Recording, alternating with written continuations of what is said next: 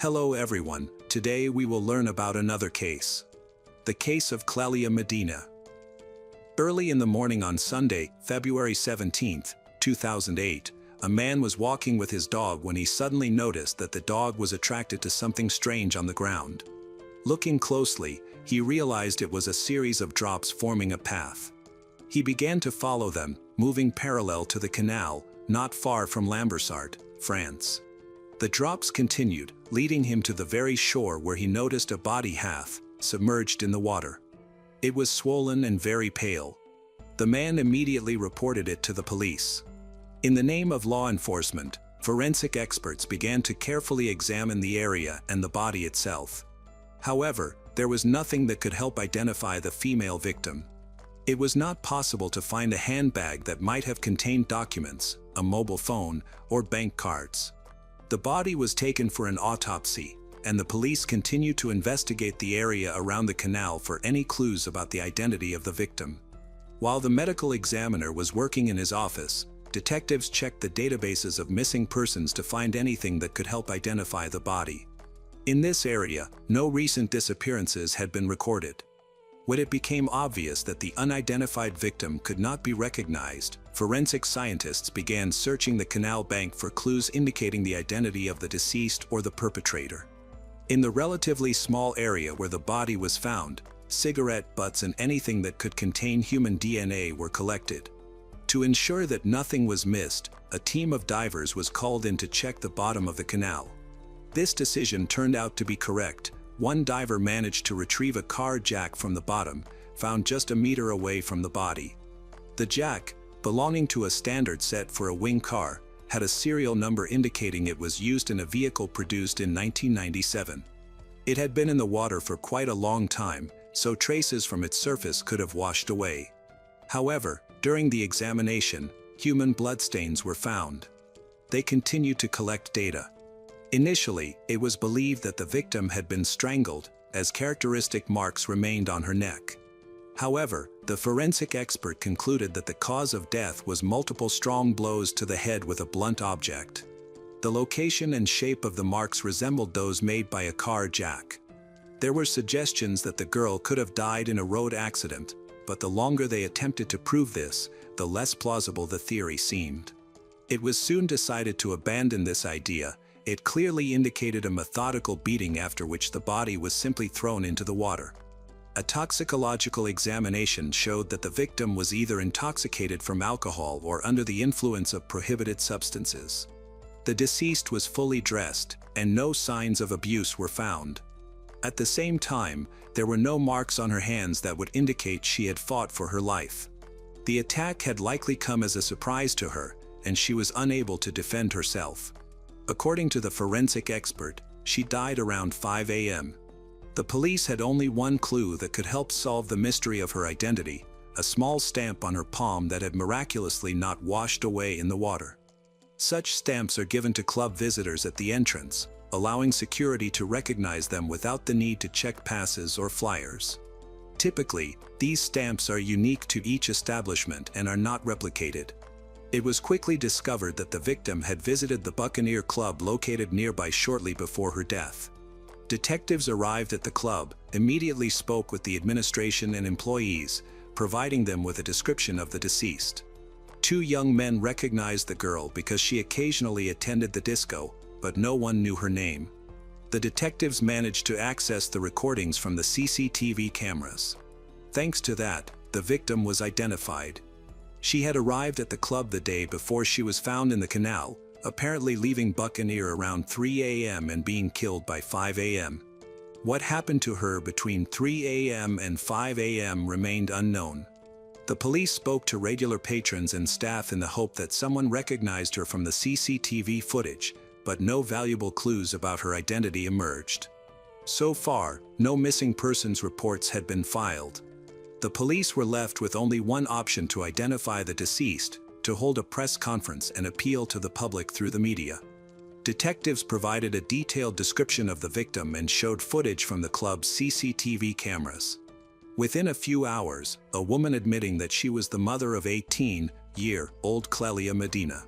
She reported that her daughter had gone to the club about a day before these events and had not returned or been in touch. She immediately became concerned. Relatives and friends had no idea where Clelia might have spent the night. No one had seen Clelia after visiting the club, which caused anxiety and prompted her mother to search for her. Approximately 36 hours had passed when she managed to contact the local police station in Lille, but received the standard excuse that law enforcement officers did not want to waste time looking for a girl who had simply gone on a spree after the club and was likely spending time with friends or a boyfriend. When she saw a news program about the police announcing the discovery of a body and the terrible circumstances surrounding the tragedy, she initially tried to dismiss any bad thoughts about it possibly being her daughter. However, the worry persisted. She literally felt that something bad had happened to her daughter and feared that it was Clelia's body that had been found in the canal. She acted extremely worried and was very agitated, providing somewhat confused information due to her emotional state. Therefore, the police decided to verify the information with Clelia's cousin, who had been with Clelia that evening.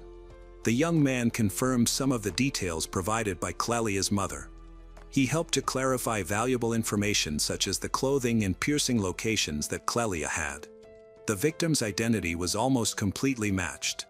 Clelia's mother was notified of the coincidence and was invited to identify the body. All doubts were finally dispelled. The mother was shocked by her daughter's tragic death, and she immediately began to cry. She struggled to understand who could have done this, as her daughter was an ordinary girl who did not associate with problematic people. According to her cousin, they had planned to go to Buccaneer Club together, the seal of which was found on her hand. He described his relationship with Clelia as very friendly and warm. They communicated well, supported each other. That evening, everyone was in good spirits. From the very beginning, Clelia's mother had been worried about her daughter attending the party. She felt strongly that Clelia should not go. To calm her mother, Clelia explained that they would not be walking home alone and that everything would be fine. Despite the fact that her cousin took her to the club, he did not intend to stay there long. Clelia managed to reassure her mother by telling her that her ex-boyfriend, 19-year-old Julian Saley, was supposed to drive her home. The whole family knew him well and trusted him. Julian Saley and Clelia had been in a relationship for about a year, which had ended a couple of months before Clelia's death. As Clelia's mother noted, even after the breakup, they continued to communicate as friends. Law enforcement officers decided to check the records of telephone conversations, which verified that Clelia had indeed called her ex-boyfriend when she left the club. However, the police did not have time to visit his home, as he came to the station on his own initiative to talk to the investigators. Julian was eager to help because he was worried about what had happened. In his statement, he emphasized that Clelia had contacted him after he left the cinema. He promptly went to the club, where he picked her up in his car in the parking lot. They spent some time together at his house, but at about 4:30 in the morning, Clelia headed home.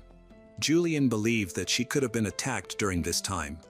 The police immediately questioned why he did not drive Clelia home at such a late hour. He explained that it was only a short walk left to get home, as the houses were located close together. It was already getting light, he was very tired and drunk, so cannot take her home. Clelia herself did not want to impose on anyone and was not afraid for her safety. Unfortunately, Julian simply went to bed and turned off his mobile phone to avoid being disturbed. Until he woke up, he could not reach Clelia but did not think much of it, believing that she could be spending time with someone new, as there was no romantic relationship between them anymore. However, upon learning about the tragedy in the Medina family, Julian felt compelled to help with the investigation, so provided his testimony. The detectives, however, immediately suspected that he might not just want to help. Such behavior is often seen in murderers attempting to divert suspicion from themselves.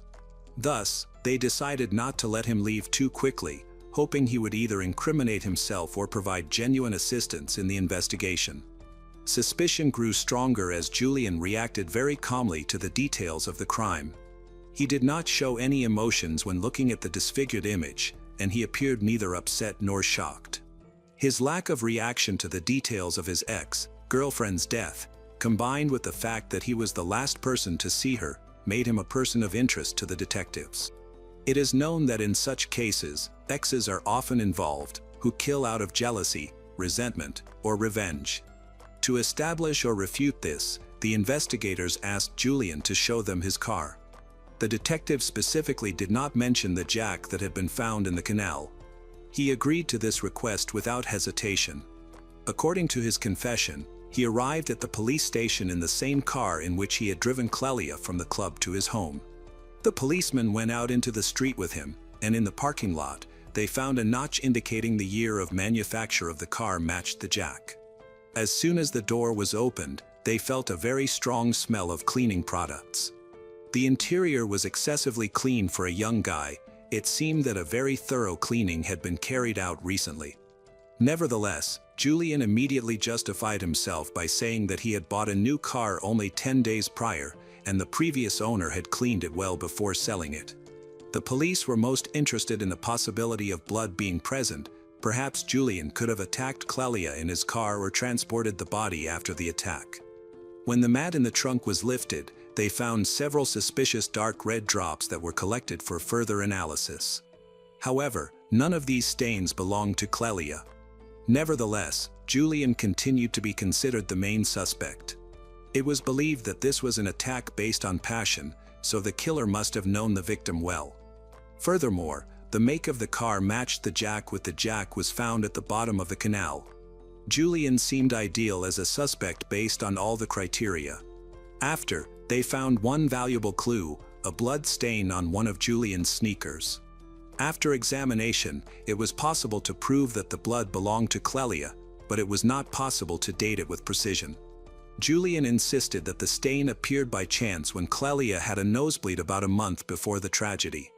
However, his words could not be confirmed or refuted, so this evidence turned out to be indirect.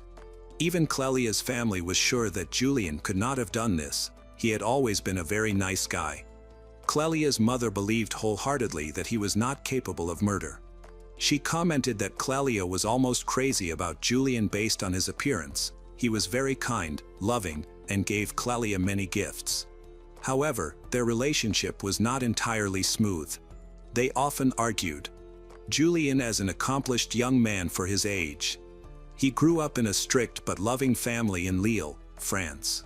From an early age, he was interested in sports, especially football, which he played with his father.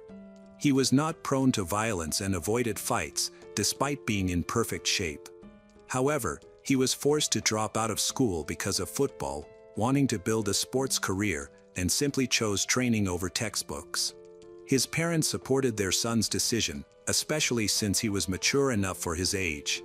At the same time, they described him as charming but very jealous. They mentioned that he could become upset over a random photo of a stranger on the internet that Clelia was looking at. As their relationship progressed, Julian became more and more jealous.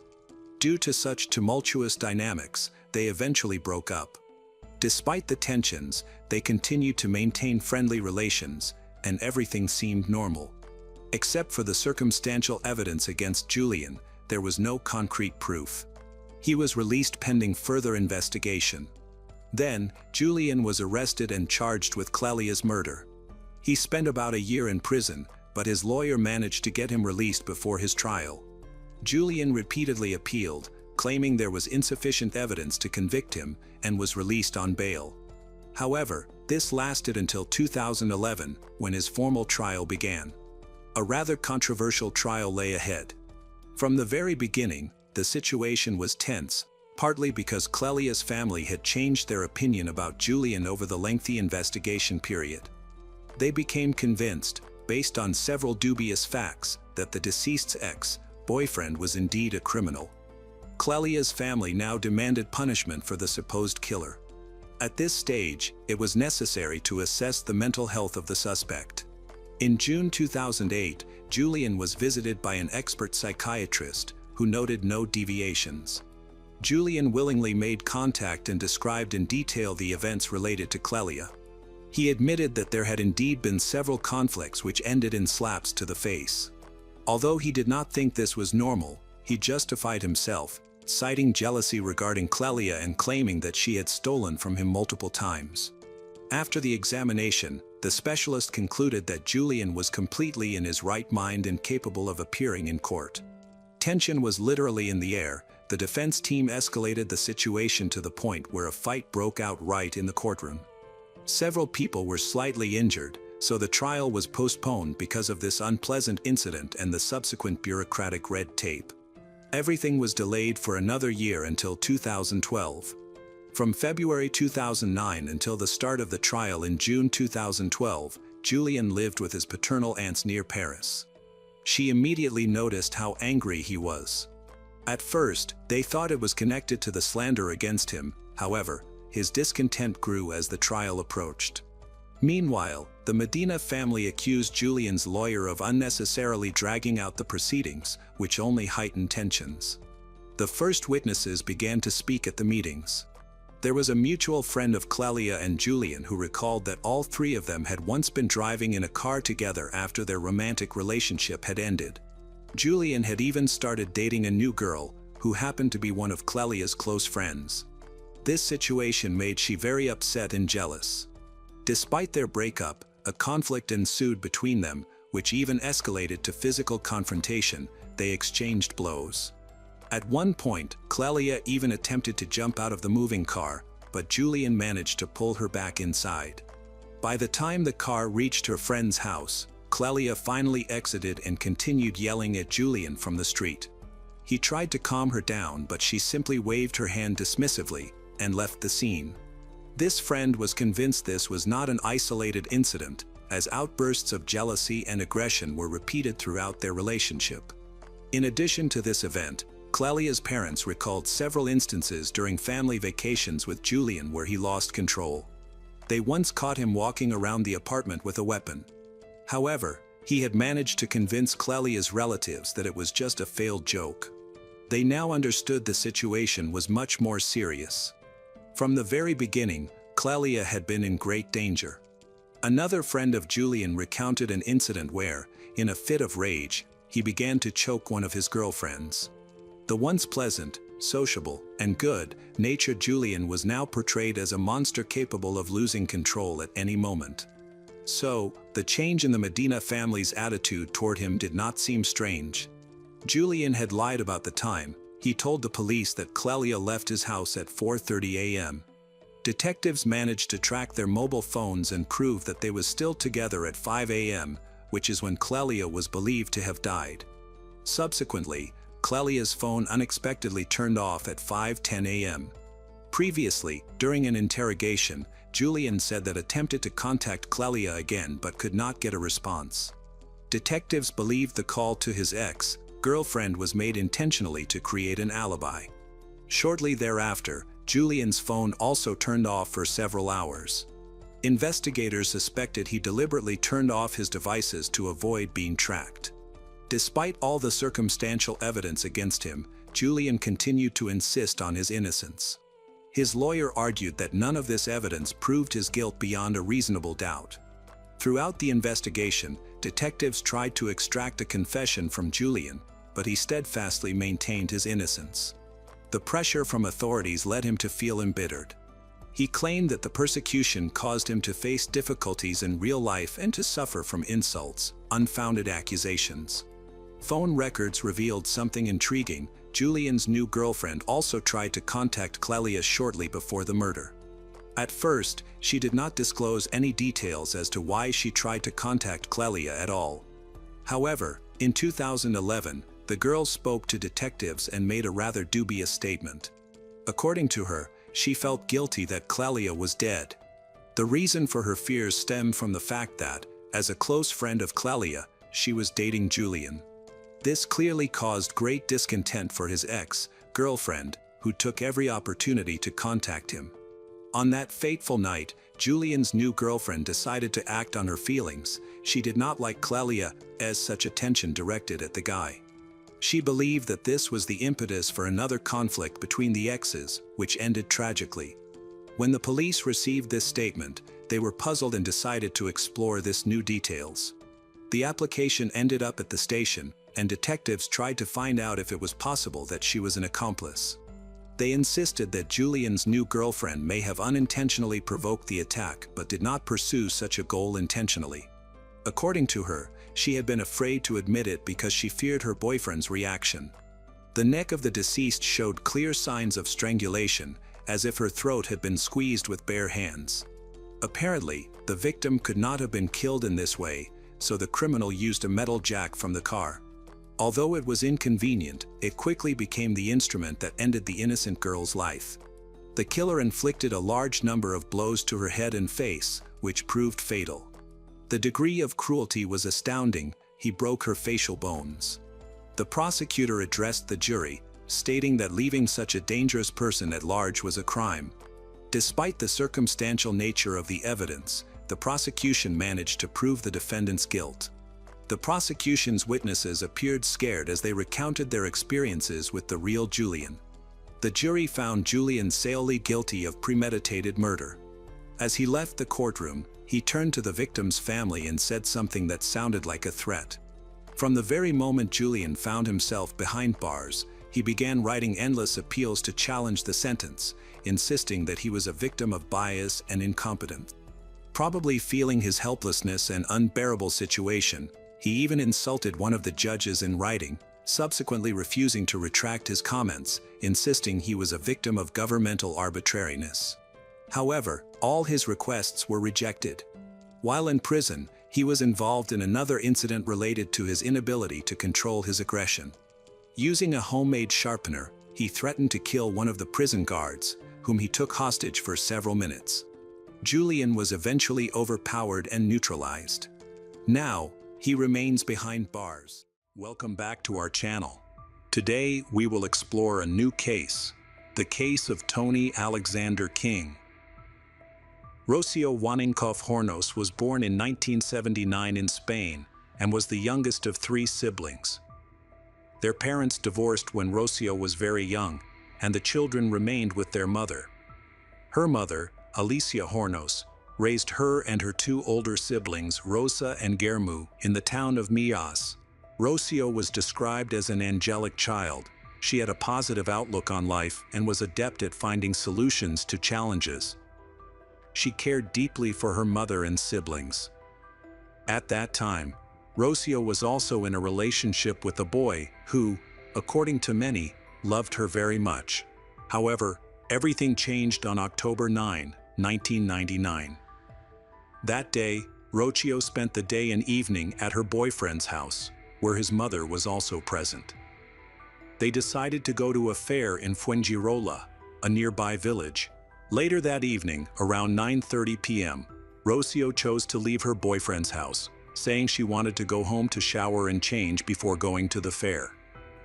It was only a 500-meter walk back to her house, but something happened during her walk, and she never returned home. Rocio's mother thought her daughter had gone to the fair with her boyfriend or friends, so she didn't raise the alarm when Rocio didn't come home. Rosa and Guillermo were also waiting for Rocio at home, but hadn't heard from her either. When Rocio still hadn't returned by the next morning, Alicia became anxious. Alicia called Rocio's boyfriend. He said he hadn't seen Rocio and confirmed that they had planned to go to the fair, but that at the last moment, he fell asleep and didn't go anywhere. He mentioned that he had tried to call Rocio, but acquaintances said they hadn't seen her at the fair. He thought she had come home late and was very tired. Alicia was very worried because there had been no news about her daughter. Her anxiety grew until her partner Juan Chirillo suggested they take a walk to relieve some stress. He planned to show her some nearby ruins, hoping it would help her relax. Many people had reassured them that their daughter would return soon. As they walked, everything seemed normal, until Alicia spotted a pair of sneakers on the ground. She believed they belonged to her daughter. Continuing through the vacant lot, she became increasingly alarmed when she saw bloodstains and a piece of fabric. Feeling agitated, Alicia was convinced that something terrible had happened, so Juan called the police for assistance. The police arrived and secured the area to search for evidence. In addition to the sneakers, bloodstains, and fabric. They discovered tire tracks that had crossed over a puddle of blood, as well as a cigarette butt from a brand not commonly found in Spain. After analyzing the evidence, they found that the DNA from the cigarette butt did not match any records in the database, but they preserved the sample for future testing. The tire tracks indicated that the car involved was quite old and had not been made in Spain for 6 years. It was also determined to be a small vehicle. Since Rocio had practically vanished in the middle of the night, it was very difficult to find witnesses, especially since the area was not crowded. However, the first witness came forward after the evidence was collected. He was a taxi driver who reported that on the night of Rocio's disappearance, around 10 p.m., he was driving home from work and passed by the street where the evidence was found. He heard screams and became very scared, so he closed the windows of his car. The taxi driver also noticed a man inside an SUV and was able to provide a description of the man, which was used to create a composite sketch. The photo sketch was disseminated across all media outlets, so that people could provide information about this man if they knew anything. At the same time, the police were searching for this person in the nearby grove. In cases like this, the last person to see the victim, especially if they were a romantic partner, often becomes the main suspect. In this instance, that person was Jose Antonio Rios. The police examined his phone and interrogated him 6 times. His account raised suspicions for several reasons, one being that he couldn't recall what the victim was wearing that day. The victim's family provided information that contradicted Jose's statements. They stated that she was wearing a white t-shirt with a Nike logo and purple pants, but Jose insisted he had never seen her in that outfit. He claimed he was unfamiliar with the white t-shirt. Additionally, Jose's mother confirmed that the victim had been wearing a jacket when she left their house at 9:30 p.m. and she had helped fasten it on her. Jose's family was taken aback to find that the jacket was still at their home, suggesting that Rocio must have returned to Jose's house in different clothing that day. Jose insisted on his original account. When Rocio went her home, he fell asleep and he didn't know anything else. The location where the evidence was discovered was very close to Jose's house. If the girl had been screaming, as the taxi driver stated, Jose should have heard her since he lived on the lower floor. He claimed he didn't hear anything, and neither did his family. There was no way to verify his alibi as he claimed to have been sleeping at home. Only his parents and a few relatives could confirm that. It was also odd that he didn't offer to take his girlfriend home at such a late hour, even though they could have gone to the fair together. No suspicious calls were found on his phone, leading the investigators to halt further questioning. He appeared in various media outlets to talk about Rocio, expressing hope for her return and participating in the search efforts. The search for Rocio included all nearby areas, with the central zone being where the evidence was found. Alicia suspected that the attack might have occurred there, and there were concerns that Rocio could be seriously injured or even dead. They searched within a 75-kilometer radius of the location where the evidence was discovered. Alicia appeared on television, pleading for assistance in finding her daughter. In her desperation, Alicia consulted several mediums, all of whom claimed that her daughter was still alive. The search continued tirelessly until November 2, 1999. Unfortunately, that day ended in tragedy when police and family members discovered Rocio. She was found deceased near Los Altos del Rodeo Sports Club. The property included a lot with a tennis court, where Rocio's body was located. She was found under a tree by the owners of the court. Rocio was naked and had sustained stab wounds, burns, and significant damage to her body from lying beneath the tree for an extended period. The level of decomposition was so advanced that her identity could not be determined through physical features, and she was ultimately recognized by the jewelry she had been wearing that day. The autopsy determined that Rocio died on the same day she went missing. She had 9 stab wounds in various areas of her body, with marks from the weapon on her bones. Her throat had also been cut. 2 tied garbage bags were found near her body, suggesting that she had been transported to the location by car. These bags likely served to prevent blood from staining the trunk.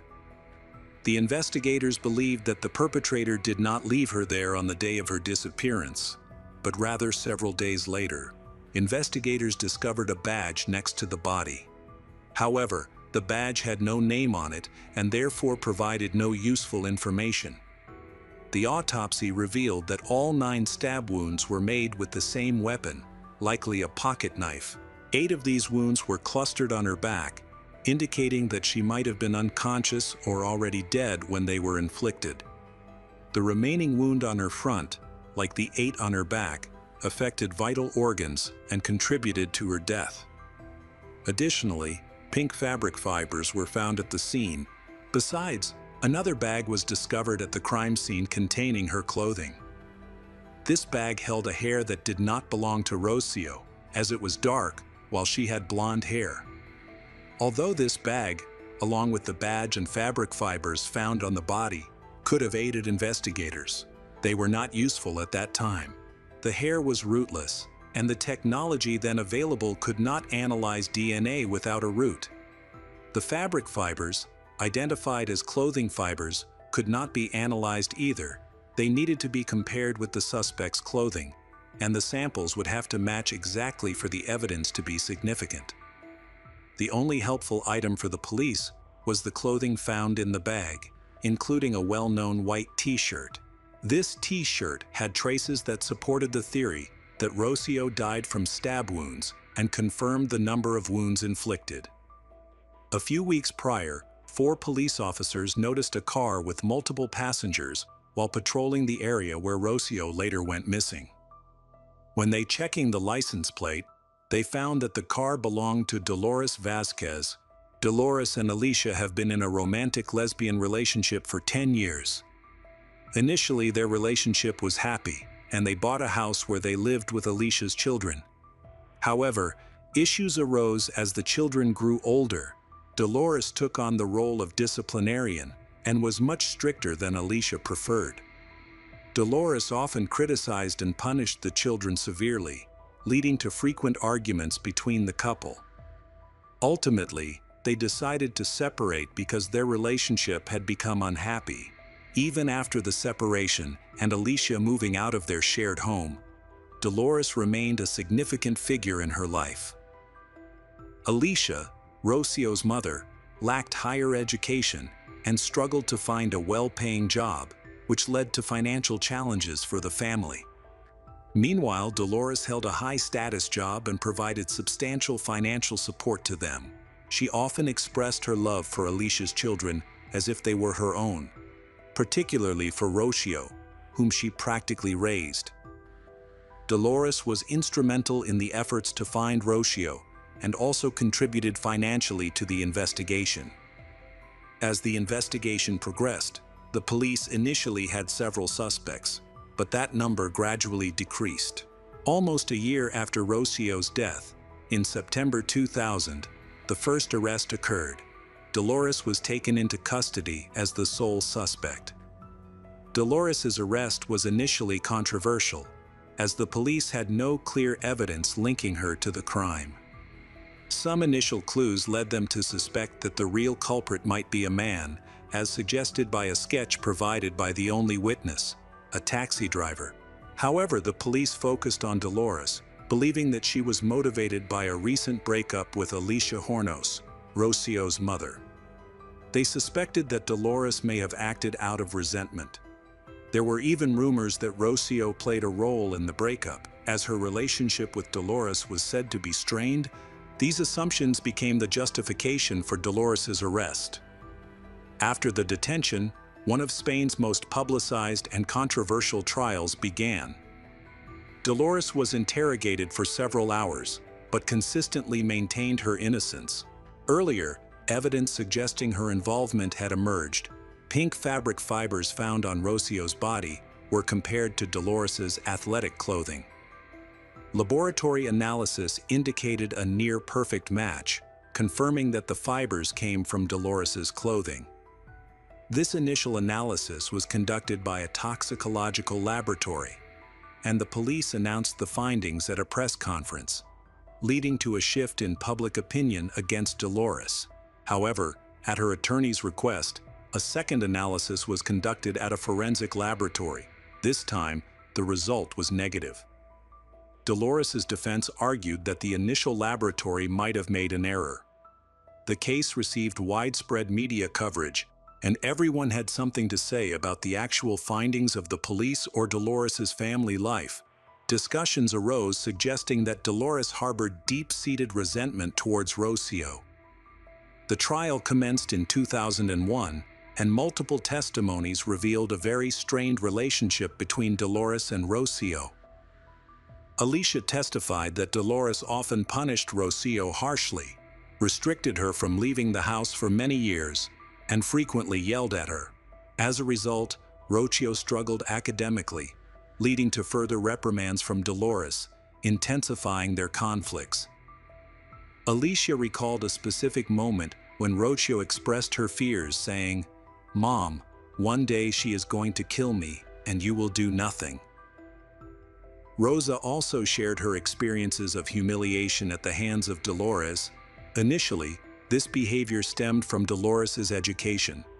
Unlike Alicia, who could read and write but had no formal qualifications, Dolores's education set her apart.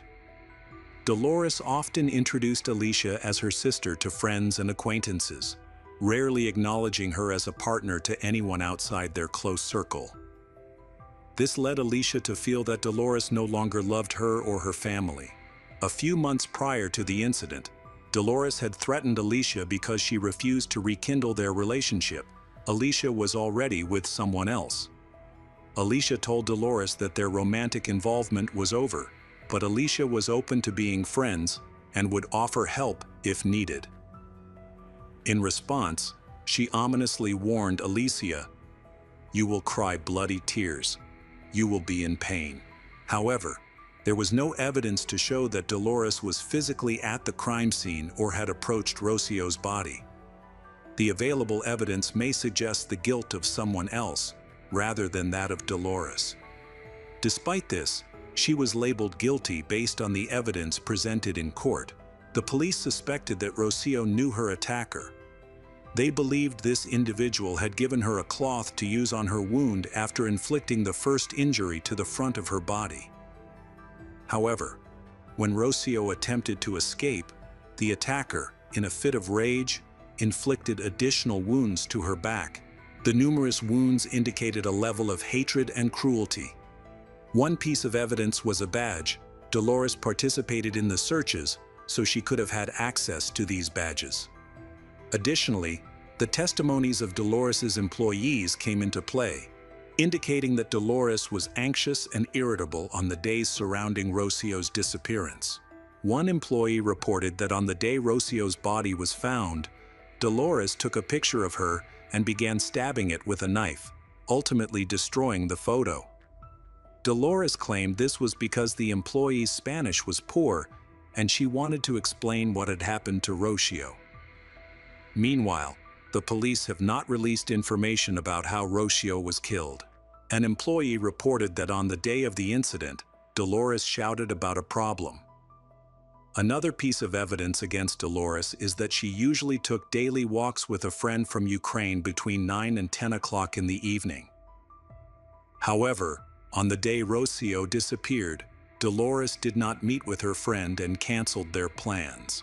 Additionally, it was discovered that Dolores's phone was tapped, revealing a conversation in which she stated, "They have nothing."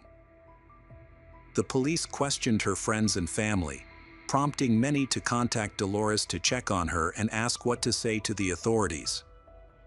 It became clear to the police that Dolores was confident she would not be caught, believing they had no evidence against her. However, Dolores's defense countered each point made by the prosecution. They presented a record of Dolores's phone calls from that day, both of which were lengthy. If she made her first call at 22:34 and the taxi driver heard Rocio scream around 10 p.m., it would have been impossible for Dolores to arrive, commit the murder, dispose of the body, and then make those calls in such a short time frame.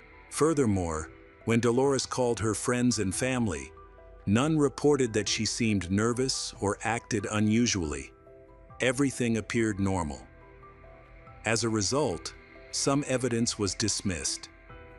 The defense also aimed to disprove the significance of a tire track found at the scene.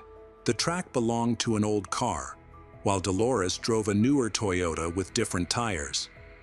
The prosecution suggested that Dolores could have rented a car, but this was deemed unlikely. Where could she have rented a car at 10 or 11 p.m.?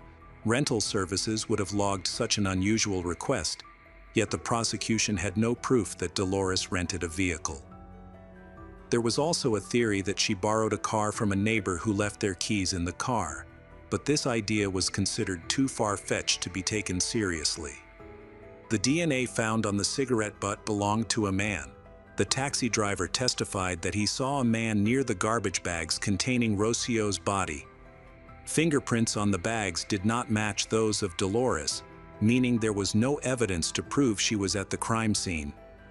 The only accusation against her was a possible desire for revenge.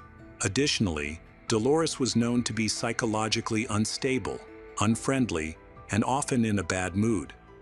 This was a jury trial. The verdict was delivered not by the judge, but by the jury. The jury was composed of 9 members who deliberated for several hours. The decision was not unanimous, reflecting 7 votes in favor and 2 against. A few months into the trial, Dolores was found guilty of intentionally murdering Rocio Waninkoff and was sentenced to 15 years in prison. Here's what the police believe happened on October 9, 1999. Around 9:30 p.m., Rocio left her boyfriend's house to go home, intending to take a shower and change. While walking home, she encountered Dolores. They began to argue and the situation escalated. Dolores pulled out a knife and stabbed Rocio in the front. After injuring Rocio, Dolores nervously handed her a handkerchief to stop the bleeding. Fearing that Rocio would report her to the police, Dolores chased after her when she tried to flee. Rocio, weakened by her injuries, fell, and Dolores then stabbed her 8 more times. After confirming that Rocio was dead, Dolores placed her body in her car. To keep the interior clean, she wrapped the body in 2 plastic bags. For several days, she concealed the body while participating in the search for Rocio and giving interviews. Eventually, she moved the body to the location where it was later discovered. Dolores initially served her prison sentence, but in 2002, an appeal was filed on her behalf. The appeal was successful, leading to a new trial being scheduled. While Dolores awaited her second trial, both the defense and prosecution prepared to present new evidence. However, an unexpected event caused the trial to be postponed. In August 2003, a 17-year-old girl named Sonia Carabantes went missing from her village after the holidays. Sonia and her family had moved to Malaga after living in Switzerland for a while. As days passed without any news about Sonia, the police worked diligently to locate her. This situation reminded many people of the case of Rocio, as both girls were of similar ages and had similar builds. Tragically, Sonia's fate mirrored that of Rocio. On August 19, 2003, Sonia's body was discovered. She had been strangled and had multiple stab wounds. 2 days after the body was found, on August 21, an autopsy was conducted. During the examination, genetic material was discovered under the victim's nails. This material was identified as skin, indicating that the girl had struggled with her attacker. This evidence could help the police identify the murderer. A DNA sample was taken, analyzed, and entered into the database. The DNA under Sonia's nails matched 100% with DNA found on cigarette butts, linked to Dolores Vasquez from a few years prior. This was puzzling because the person suspected of killing Sonia was already in prison. This means that it is clear that someone else killed both girls. This information was beneficial for Dolores's defense, essentially clearing her of all charges. As a result, there was an increasing belief that Dolores was innocent. One woman stated that her ex-husband, Tony Alexander King, had been acting suspiciously around the time of Rocio's disappearance. She mentioned that he had scratches on his hands were swollen, and he brought home bloody clothes, claiming he had been injured in an accident. On the day Sonia disappeared, Tony visited her in a state of agitation, sweating, and with scratches on his body. When she asked him what had happened, he told her he had gotten into a fight outside a bar, but she found his explanation unconvincing. Tony was a British man living in Spain, near where the crimes took place. At the time, he was going through a divorce and had a child. The type of cigarettes found at the crime scene was Tony's favorite brand, which is rare in Spain. Tony was arrested on September 19, 2003. During the investigation, his DNA was collected, and the results confirmed a match with a cigarette butt and a sample found under Sonia's nails. After his arrest, details about his troubled past surfaced. Tony Alexander King, originally named Anthony Bromwich, was born in 1967. In 1986, he was sentenced to 10 years in prison for attacking several women. Additionally, he had been previously arrested for armed robbery. He served only half of his sentence before being released early for good behavior. Following his release, he changed his name and moved to Spain to start anew. In Spain, he met a woman named Cecilia Matilde Pantoja, and they had a daughter together, also named Sabrina. The Rocio family suspected that even if Dolores didn't commit the crime herself, she was somehow involved. They attended the court hearings for Tony. In 2005, Tony Alexander King was sentenced to 36 years in prison for the death of Sonia Carabantes, and an additional 7 years for an unrelated abuse assault he committed. The trial of Tony Alexander King in connection with the murder of Rocio Waninkoff, which took place in 2006. Initially, Tony claimed he had burned Rocio's body, which contradicted the official account. Although Rocio's body showed signs of burns and fire damage, it was not completely incinerated as Tony had stated. However, during the trial, Tony changed his story completely. He accused two individuals, Robert and Dolores, of being involved in the crime. He mentioned that he did not know Dolores well, but that they had a mutual friend, Robert. Tony explained that on October 9, 1999, he went to Robert's house to drink and do banned substance. After a while, he started feeling sick, and then Dolores arrived with another man. He alleged that Robert hypnotized him, and the next thing he remembered was sitting in a car with Robert and Dolores. Tony claimed that in the shadows of the car, Dolores attacked Rocio from behind. He said they placed Rocio in the trunk without realizing Rocio was still alive. Later, Robert got out of the car to check on Rocio. They then wrapped the body in bags to prevent any stains in the car. Tony insisted that he had minimal involvement and portrayed himself as merely a witness to a terrible crime. He is claiming that he left a cigarette butt at the scene. In the second trial, the defense pointed out that the car found at the crime scene was not Tony's car. There was an emerging belief that Tony was not acting alone. When asked why he had not mentioned this during his police arrest, he stated that Dolores had threatened to kill his daughter if he spoke up. On December 14, 2006, the trial ended, and the jury took 13 hours to deliberate. Tony King was convicted of the intentional murder of Rocio, while all charges against Robert were dismissed. Tony was sentenced to 19 years in prison and ordered to pay two compensations, 200,000 euros to Rocio's mother and 42,000 euros to her brother and sister. Dolores was released due to the lack of evidence to convict her for her involvement in Rocio's murder. This was a new version of the crime. One night, Tony approached a girl walking home and began to assault and intimidate her. He grabbed her by the neck and pushed her to the location where the evidence was later found. The girl fought back, and he stabbed her in the chest. During the struggle, Rocio managed to unmask him and attempted to flee, but he realized he had gone too far.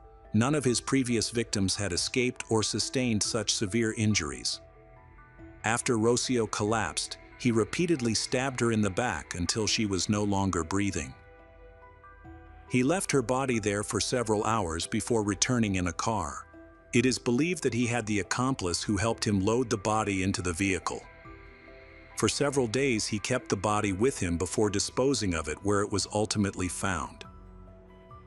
After the trial, Dolores moved to London and was granted compensation for the months she spent in prison.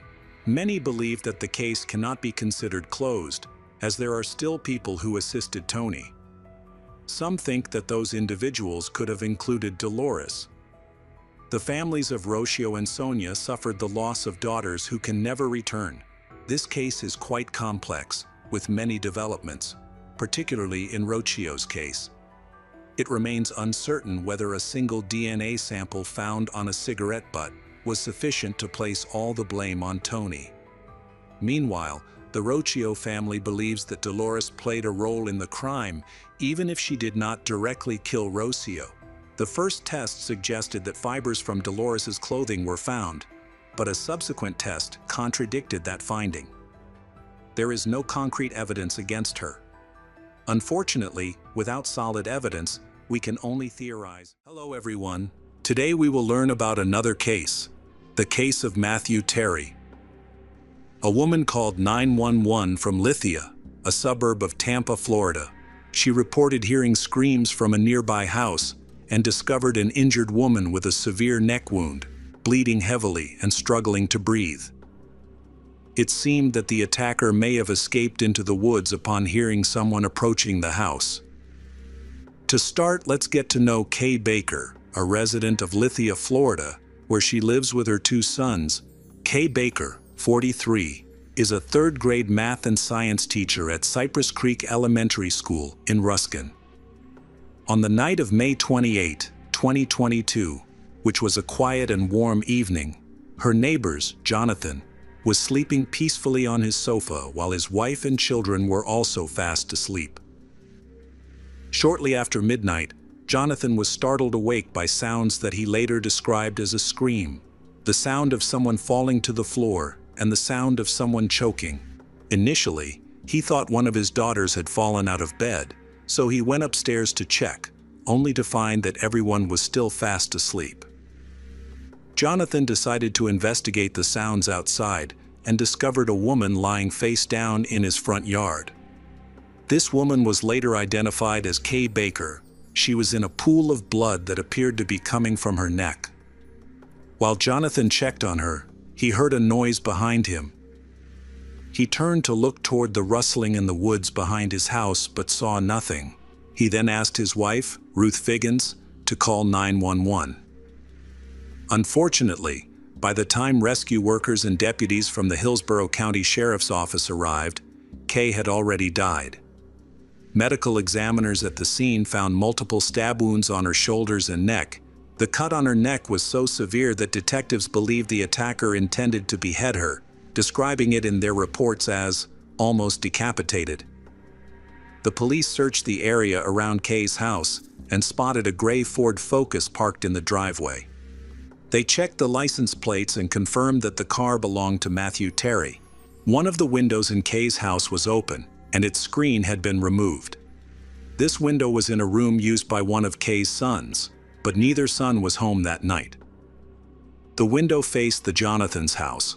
A right turn from the window led to the neighbor's front yard where Kay was found, while a left turn led to the backyard, which had drops of blood.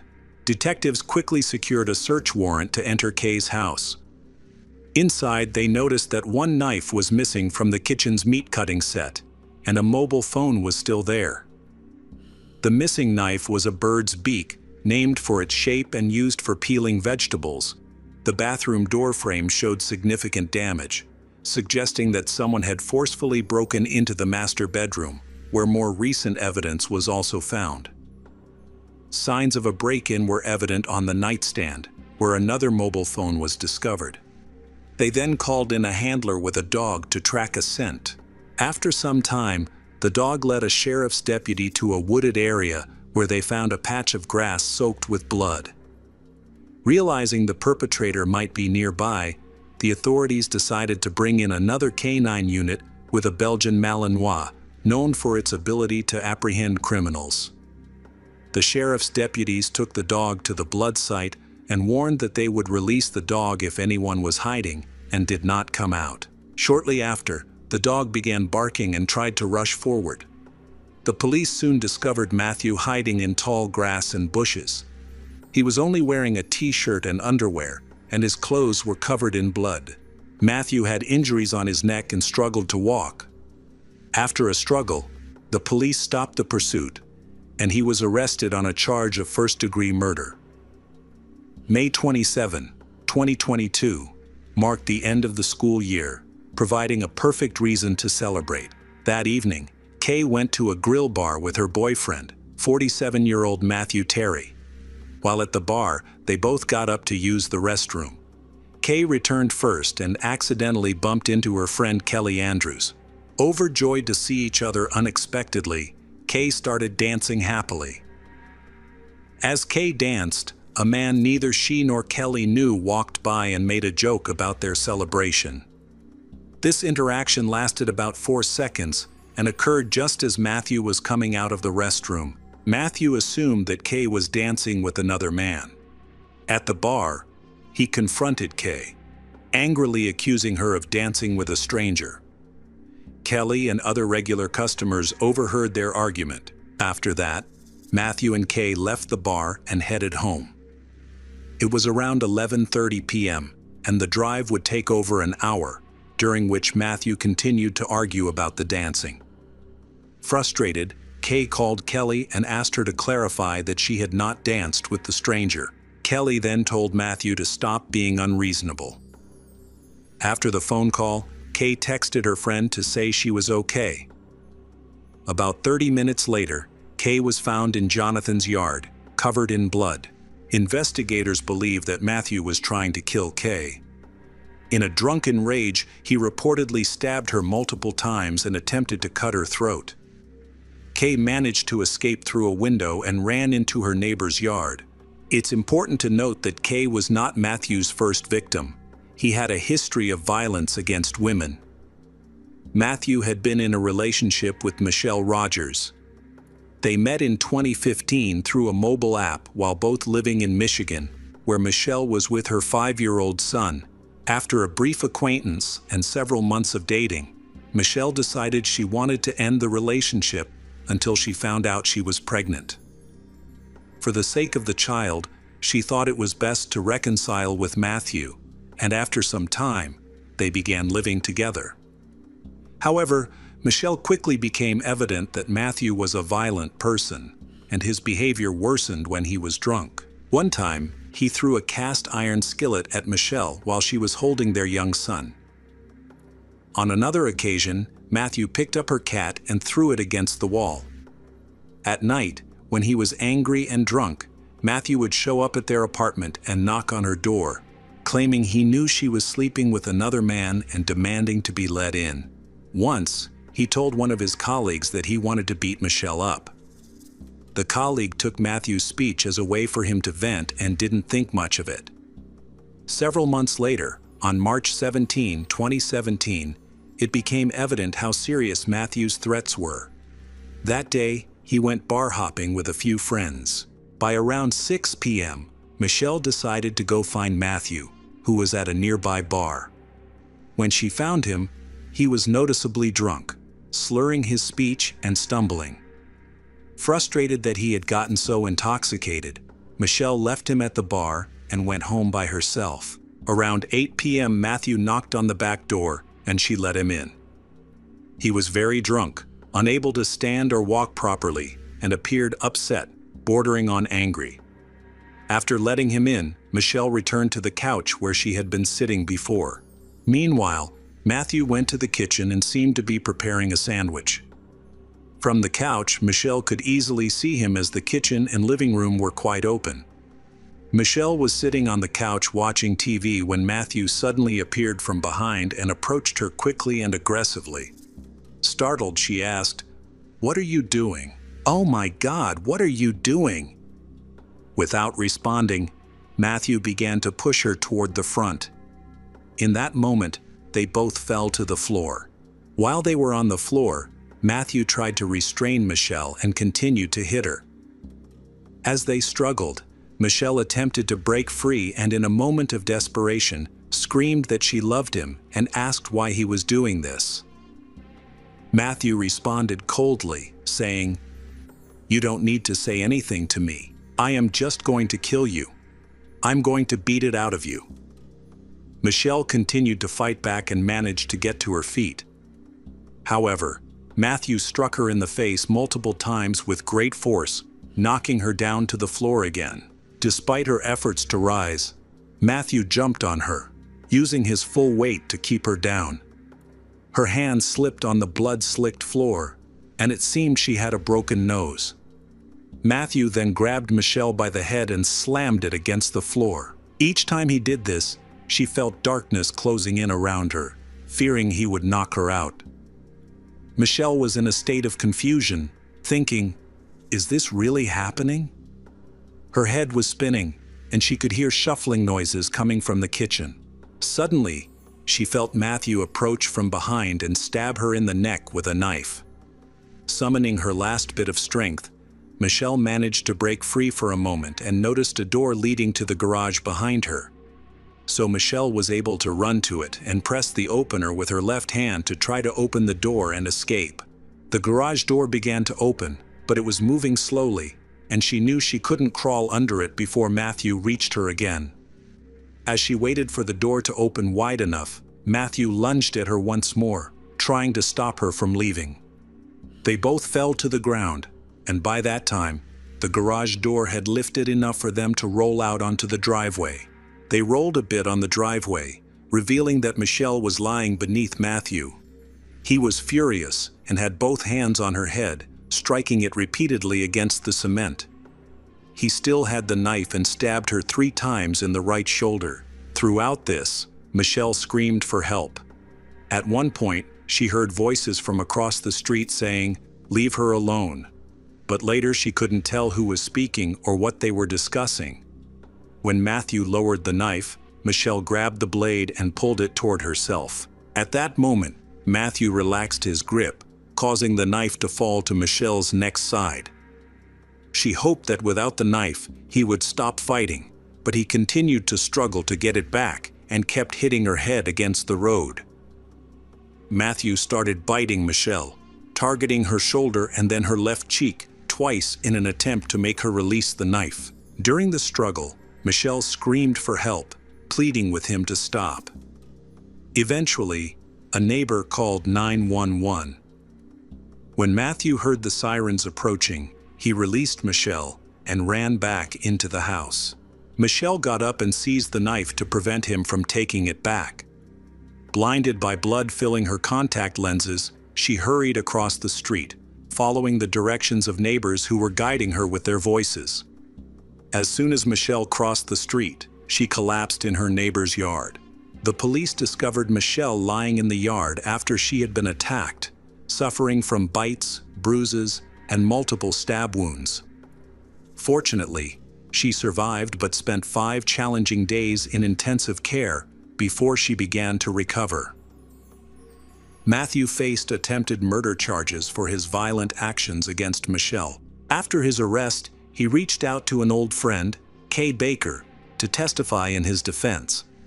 Kay, who had dated Matthew nearly 20 years prior, eagerly agreed to support him in court. She informed the jurors that Matthew was honest and could be completely trusted. Michelle desperately tried to make Kay see the monster that Matthew actually was. During the trial, Michelle sent Kay photos of her stab wounds and wrote, "Please don't let this happen to you." But Kay saw in Matthew the man she had known back in those days 20 years ago when they were dating. She wasn't alone in her defense of him. Many of Matthew's friends and family were present in the courtroom. supporting him and shaking their heads in disbelief as they listened to Michelle's testimony. Matthew's lawyer managed to persuade the jurors that Matthew's attack on Michelle was an act of self-defense. The lawyer argued that, as a former Marine, Matthew was using his training to defuse a fight that Michelle had started. Ultimately, Matthew was sentenced to serve 3 to 10 years in prison for assault with intent to cause serious bodily harm. In a letter to the Michigan Parole Board, Michelle expressed her fear for herself, her family, and potential future victims, stating, "If he gets out, I am afraid for myself and my family as well as for the next victim. Society is in danger." Unfortunately, her concerns were ignored, and he served only 3 years before being released for good behavior, having also completed psychotherapy. During his time in prison, Matthew maintained contact with Kay, and after his release, he moved to Florida to start a new life with her. Back to the Kay murder case, Matthew claimed he was not guilty of Kay's murder. However, prosecutors believe that he killed her in a fit of jealousy, because he thought she was dancing with another man while they were at a bar. After Kay's murder, an investigator who was part of the team investigating the crime scene following Matthew's attack on Michelle told the press that Matthew Terry was a self-absorbed, manipulative murderer. The trial began in November 2022. Prosecutors worked tirelessly to convince the jurors that Matthew was responsible for Kay Baker's death and sought the death penalty for him. They also believed that Matthew attempted to take his own life after killing Kay. Matthew's lawyers tried to convince the jurors that he and Kay were attacked by an assailant whom Matthew could not identify, and that this perpetrator escaped through a window. The lawyers also argued that the police gave up the chase too quickly because they immediately assumed Matthew was the murderer, thus allowing the real killer to escape. Since the murder weapon was never found, Matthew's lawyers attempted to minimize the importance of the missing kitchen knife by arguing that it could not have caused the injuries to Kay. Matthew's lawyers also worked hard to keep Michelle's case out of the current trial, aware that it could negatively impact the jury's perception of him due to his past violence. However, they were not successful. Michelle was called to testify, and she described the attack she experienced in 2017, which likely influenced the jury's decision. In just 1 hour, the jury reached a unanimous decision, finding Matthew Terry guilty of first-degree murder. Instead of a death sentence, he was given a life sentence. In his final statement, the judge could not hide his emotions, saying, "Given what I've heard, I believe you should have been imprisoned in Michigan. If that had happened, Miss Baker might still be alive. Now, however, you are in Florida, and you will spend the rest of your life in prison. I find you guilty and sentence you to life imprisonment with mandatory statutory fees." The Matthew Terry case is not only a personal tragedy, but it also raises questions about how abusers are treated. Many believe that if the Michigan justice system had taken a more serious look at Matthew's past violent behavior, Kay Baker might not have suffered this fate. Hello friends, welcome to our channel. Today we're going to take a look at another horrible case with you, the case of Dustin Duthie. Dustin Duthie grew up in a large family, with both biological and half-siblings from his mother's and stepfather's previous marriages. His mother, Shawn Boschuk, separated from his biological father when Dustin was 3 years old. Despite this, his stepfather, Alan Penny Legion, became a loving and supportive father figure. Dustin was especially close to his younger half-brother, Adam. From a young age, Dustin was recognized as being very intelligent, and his family had high expectations for his future. They believed he would achieve great things. However, as Dustin grew older, he often argued and fought with his relatives, and these conflicts frequently escalated from verbal disagreements to physical altercations. Although his family tried to help him manage his anger, it became clear that Dustin struggled to control his emotions. His arguments became increasingly violent, and he began throwing objects at others as a way to release his frustration. Over time, his parents began to tolerate his behavior and often gave in to his demands to avoid further conflict. This approach allowed Dustin to manipulate his family, especially his mother, Shawn, who frequently gave in to him. His manipulative and violent tendencies continued throughout his teenage years. Dustin's behavior eventually led to legal trouble. At the age of 16, he was arrested for the first time after breaking into his school with friends. Together, they vandalized the vice principal's office, smashed a vending machine with a stolen golf club, and stole various items. Despite this incident, Dustin showed no signs of changing his behavior. As Dustin grew older, he became a burden to his family, causing pain and frustration for his parents. His rude and aggressive behavior did not improve with age. In an attempt to control his anger, Dustin took boxing classes, but this effort proved unsuccessful. Adam experienced this firsthand during a training session when Dustin's aggression led to illegal strikes that violated the rules of boxing. Fortunately, the coach intervened before Dustin could harm his younger brother. That day, Adam truly understood how dangerous his brother was. The only person who could stand up to Dustin was their stepfather, Alan, which caused tension between the two. During his teenage years, Dustin had many friends and even a few girlfriends. As both Adam and Dustin entered adulthood, they actively pursued relationships. During this time, Adam met and fell in love with a girl named Taylor Toller. However, tensions arose when Adam noticed Taylor growing closer to Dustin, leading to a minor conflict between the two brothers. Adam found out that Taylor and Dustin were dating. Although he felt sad about it, he chose to accept and support their relationship. When Taylor began dating Dustin, she was 20 years old. Taylor, the only daughter in her family, had grown up happily, surrounded by loved ones and many friends. After graduating from high school, Taylor's gentle and kind nature led her to feel drawn to working with children. In contrast, Dustin was very different from Taylor. He often communicated in a rough and abrasive manner, even with her. Their relationship was frequently tense and filled with conflict. Taylor and Dustin's friends noticed that the couple constantly argued. Despite this, Taylor did not leave Dustin. Perhaps she believed he would eventually change or that she could help him improve.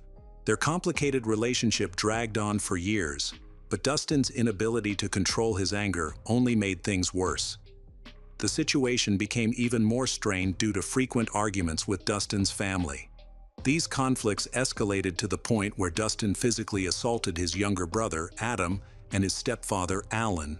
Boxing played a significant role in shaping Dustin's behavior. Whenever he felt angry, frustrated, or dissatisfied, he would hit the gym and train harder. It was during this time that Dustin began using steroids. Steroids are widely known to cause side effects such as anger, irritability, and aggressive behavior. Dustin's friends and family repeatedly urged him to stop using the drugs and even suggested that he seek professional help, but he ignored their advice. In the weeks and months that followed, his anger issues worsened. At one point, Dustin attempted to attack his stepfather, Alan, with a metal bar. At family dinners, threats and yelling became commonplace.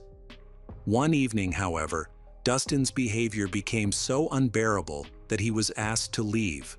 He stood up, walked toward the door, but before leaving, he turned back to his family and said, "You will get what you deserve," before storming out.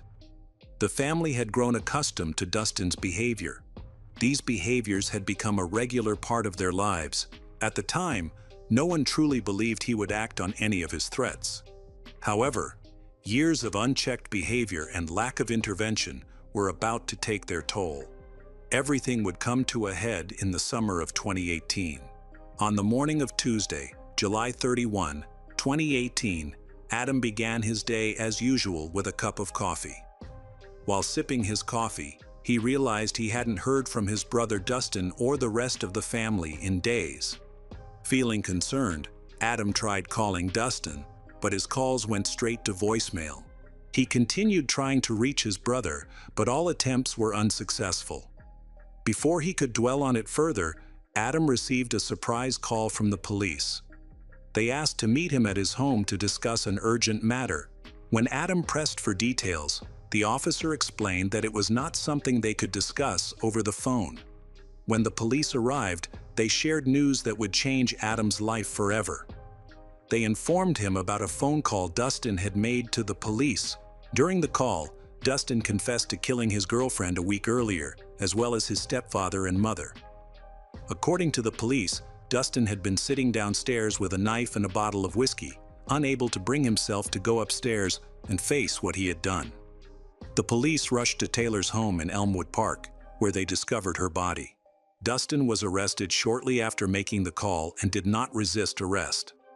Forensic evidence and Dustin's confession revealed that Taylor had been killed 5 days before Dustin murdered his parents. Taylor's body was found in her bed. According to Dustin, the two had argued and fought throughout the night. At around 3 a.m., he strangled her. However, the actual cause of death was determined to be a deep cut to her throat. After her death, Dustin pulled the covers up to her chin. 2 hours later, at around 5 a.m., Dustin left Taylor's apartment and returned to his parents' house, trying to suppress the memory of what he had done. Incredibly, he attempted to act as if nothing had happened for the next few days. The situation changed when Taylor's parents called Dustin's parents. Taylor had been the one in regular contact with her family, so her sudden silence raised concerns. The call alarmed Dustin's parents, who had known Taylor for over 5 years. During this time, Dustin's parents repeatedly tried to get him to talk, suspecting that he might know something about Taylor's disappearance. Despite their persistence, Dustin insisted that he knew nothing. Dustin claimed that he had spoken to Taylor 3 days before her disappearance, but maintained that he had no idea what might have happened to her. However, his parents seemed to believe he was hiding something, and their constant questioning made Dustin realize that the truth would soon come out. Feeling desperate, he concluded that the only way to keep Taylor's disappearance a secret was to make his parents disappear as well. While contemplating how to carry out his plan, Dustin was in the kitchen with his mother, who was sitting at the table sorting some papers. At that moment, he once again lost control of his actions. According to the police report, Dustin's mother, Shawn, had been attacked with a knife, and her body was dragged across the kitchen floor in an attempt to hide it. His stepfather, Alan, was also murdered by Dustin, suffering multiple stab wounds. Both bodies were placed under a plastic tarp, and the surrounding area was hastily cleaned. During the investigation, police discovered a pile of hair in the bathroom. They later determined that Dustin had shaved his head to alter his appearance, possibly in an attempt to escape and hide. However, he ultimately failed to follow through with this plan. After killing his parents, Dustin drove to Taylor's apartment, but was unable to get inside because he had lost the remote control key. Frustrated, he drank whiskey, smoked cigarettes, and pondered his next move. With nowhere to go, no way to dispose of the body, and no plan to cover his tracks, Dustin decided to call 911. Initially, he was incoherent, appearing confused and uncertain about his actions. The experienced police officers kept him talking instead of ending the call, encouraging him to share more details. Dustin eventually confessed to killing his parents earlier that day. The police redirected the conversation, asking about his condition, whether he had been drinking, and whether he had a weapon. They stayed on the line, urging him to surrender peacefully and without resistance. Meanwhile, officers were dispatched to arrest him. Although the investigation appeared straightforward, it took police more than 2 years to gather and analyze all the evidence needed to present the case in court. It was determined that Taylor had been killed in the early morning hours of July 26, 2018. Surveillance camera footage showed Dustin and Taylor entering and leaving the apartment at different times, sometimes holding hands.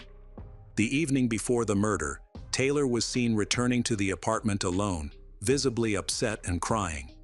The couple was later seen having an emotional discussion.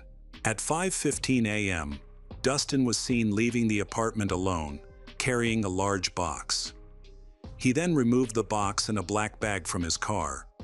Inside the box is Taylor's towel. After Dustin was arrested, he was taken to a local hospital for observation because he appeared to be mentally unstable. After undergoing evaluations, he was determined to be mentally competent to stand trial. A key piece of evidence was later discovered by Dustin's younger brother in the back seat of Alan's car. It was a letter torn into small pieces, crumpled, and wrapped in duct tape. Experts painstakingly reconstructed the letter, which turned out to be Dustin's confession. In it, he described his thoughts and feelings after killing Taylor, admitting that he had always been curious about what it felt like to kill someone and to feel someone's soul leave their body. How this letter ended up in his stepfather's car remains a mystery, but it played an important role in building Dustin's psychological profile. A psychological evaluation determined that Dustin was suffering from a mental disorder at the time of the crimes. However, the disorder was caused by his use of illegal drugs and steroids, which impaired his ability to understand the nature, consequences, and illegality of his actions. The findings, evidence, and confessions of Dustin built a strong case against him. 3 years after the murders of Taylor Toller, Sean Boschuk, and Alan Penny Legion, Dustin Duthie's trial began. However, just 3 days before the trial, Dustin pleaded guilty to all 3 counts, bringing the case to a close. Dustin Duthie was convicted of second-degree murder for the deaths of his mother, Taylor, and Sean, as well as first-degree murder for the murder of his stepfather, Alan. During the trial, several people testified, including Dustin's grandmother and siblings, who shared the pain of losing their mother and stepfather. Many others present in court spoke in support of Taylor. Taylor's mother emotionally stated that their family had been a close-knit one, and now they live with nightmares and trauma. They will never forgive Dustin for taking their daughter's life. Dustin was also given the opportunity to speak. He said that he would not ask for forgiveness because he knew what he had done was unforgivable. If he could sacrifice his life to bring back those 3 beautiful souls, he would do it. The prosecution emphasized that Dustin killed his mother and stepfather while sober. By law, Dustin was sentenced to life in prison with the possibility of parole after 35 years. The sentence includes 25 years for the murders of his stepfather, Alan, and his mother, Sean, as well as an additional 10 years for the murder of his girlfriend, Taylor. While the loss is irreparable, the family feels that justice has been served and that Dustin will face the consequences of his actions. The deaths of Sean and Alan have had a profound impact on their children. One of their sons, Adam, has said that the loss of his parents shattered his dream of pursuing a football career. Another son has expressed his grief over Dustin's actions. Sean and Alan were loving, supportive parents who gave Dustin many opportunities to turn his life around and stood by him and their other children. It is a great tragedy that such a betrayal came from their own son. Although Dustin has apologized and could be eligible for parole after 35 years, many believe he should stay behind bars for life. Hello everyone, today we will learn about another case. The case of Amy Mullis. Love triangles are among the most common causes of domestic crimes. This is a story about the Mullis family's farm in Ulville, Iowa, USA, a quiet and peaceful place with a close-knit community. On November 10, 2018, the younger Mullis children stayed home while their parents worked with their oldest son, Tristan, in one of the farm's pig barns. The family divided responsibilities among themselves to ensure everyone handled tasks they were best suited for. On that day, Tristan was cleaning the barn while his father, Todd Mullis, checked the electrical equipment. Tristan's mother, Amy, joined them a little later. When she entered the barn, she tripped over a bucket and nearly fell. Just a day before this incident, Amy had been experiencing health issues, including dizziness and pain. She had visited the doctor multiple times for similar problems. It seemed she hadn't fully recovered, yet she still decided to work. Noticing his wife's exhaustion, her husband suggested that she go home and rest.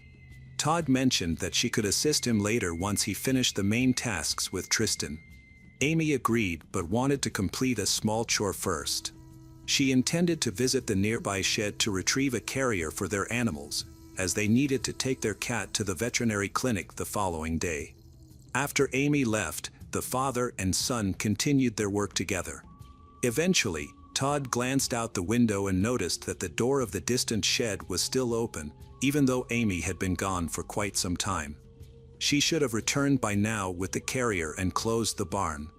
Growing concerned that something might have happened, he worried that his wife might have fallen again due to her dizziness. He then asked Tristan to go outside and check what was happening. Perhaps his mother needed help. When Tristan arrived at the shed, he was shocked to see his mother with the tines of a corn rake protruding from her body. He rushed inside and realized it was critical. He immediately called for his father. Todd quickly ran to the source of the scream and recognized that he needed to act fast. He instructed his son to fetch the family pickup truck. Tristan was already skilled at driving and could navigate the property swiftly. While Tristan went for the truck, Todd attempted to help Amy and carry her out of the shed. The rake made it difficult for him to maneuver through the narrow space, forcing him to pull it out of her body. By the time Tristan arrived with the pickup truck, Todd had loaded Amy into the vehicle and quickly took the driver's seat. Tristan held his dying mother in his arms as his father called 911. The dispatcher received a call from a very agitated man who was shouting for help. Todd reported that an accident had occurred on the farm and that his wife was seriously injured. He explained to the operator that they had found her lying face down in the shed with a corn rake sticking out of her back.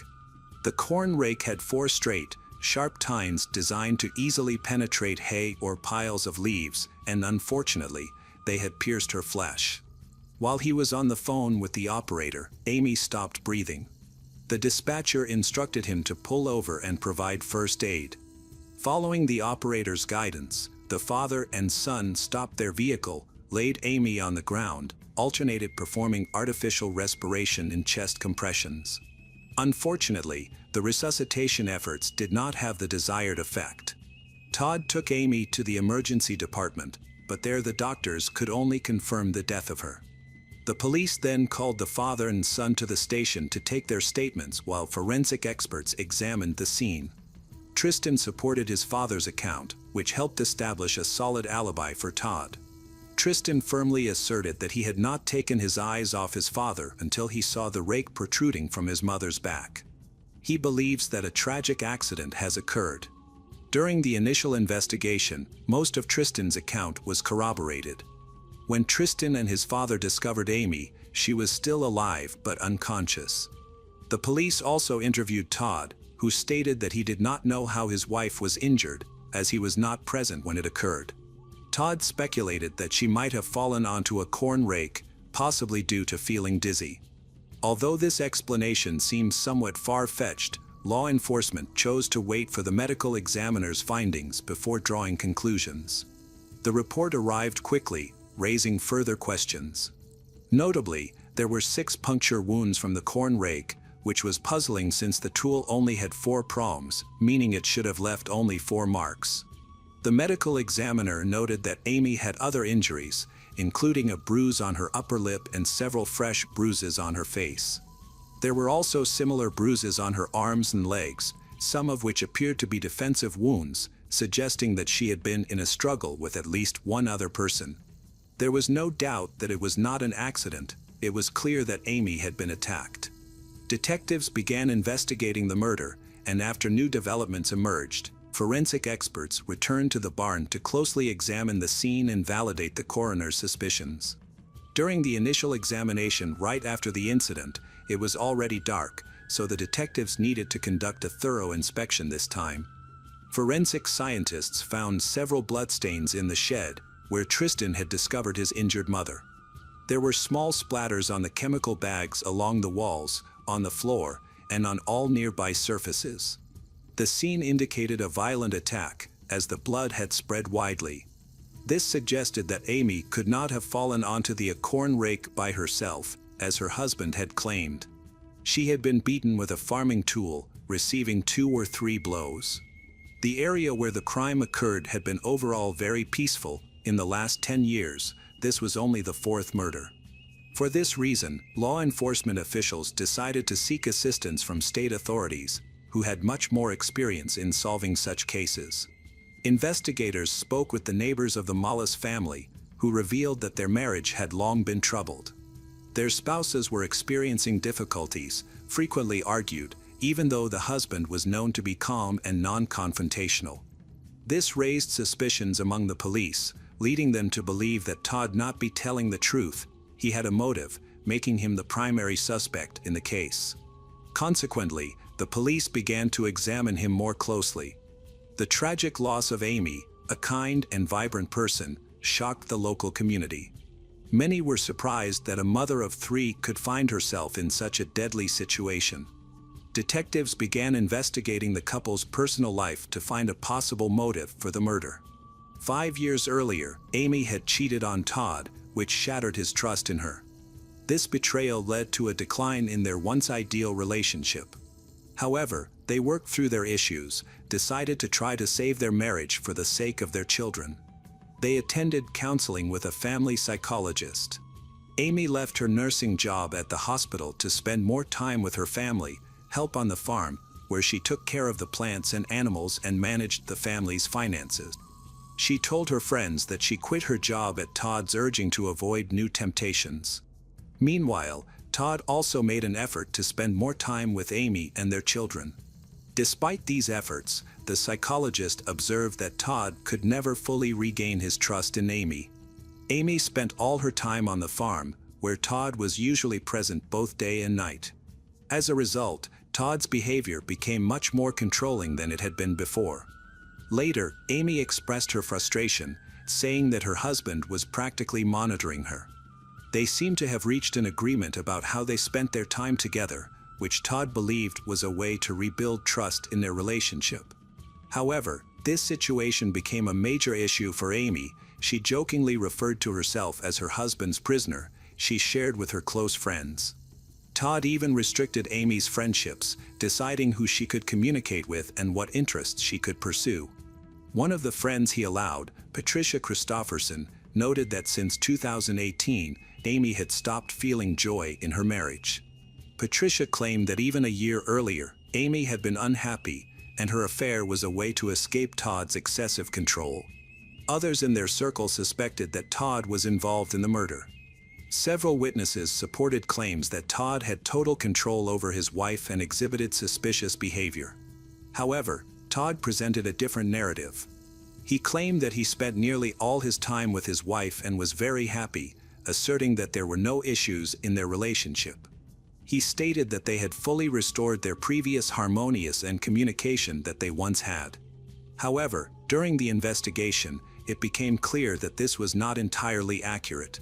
In July 2018, just a few months before the tragedy, Todd noticed changes in Amy's behavior, which led him to question her fidelity.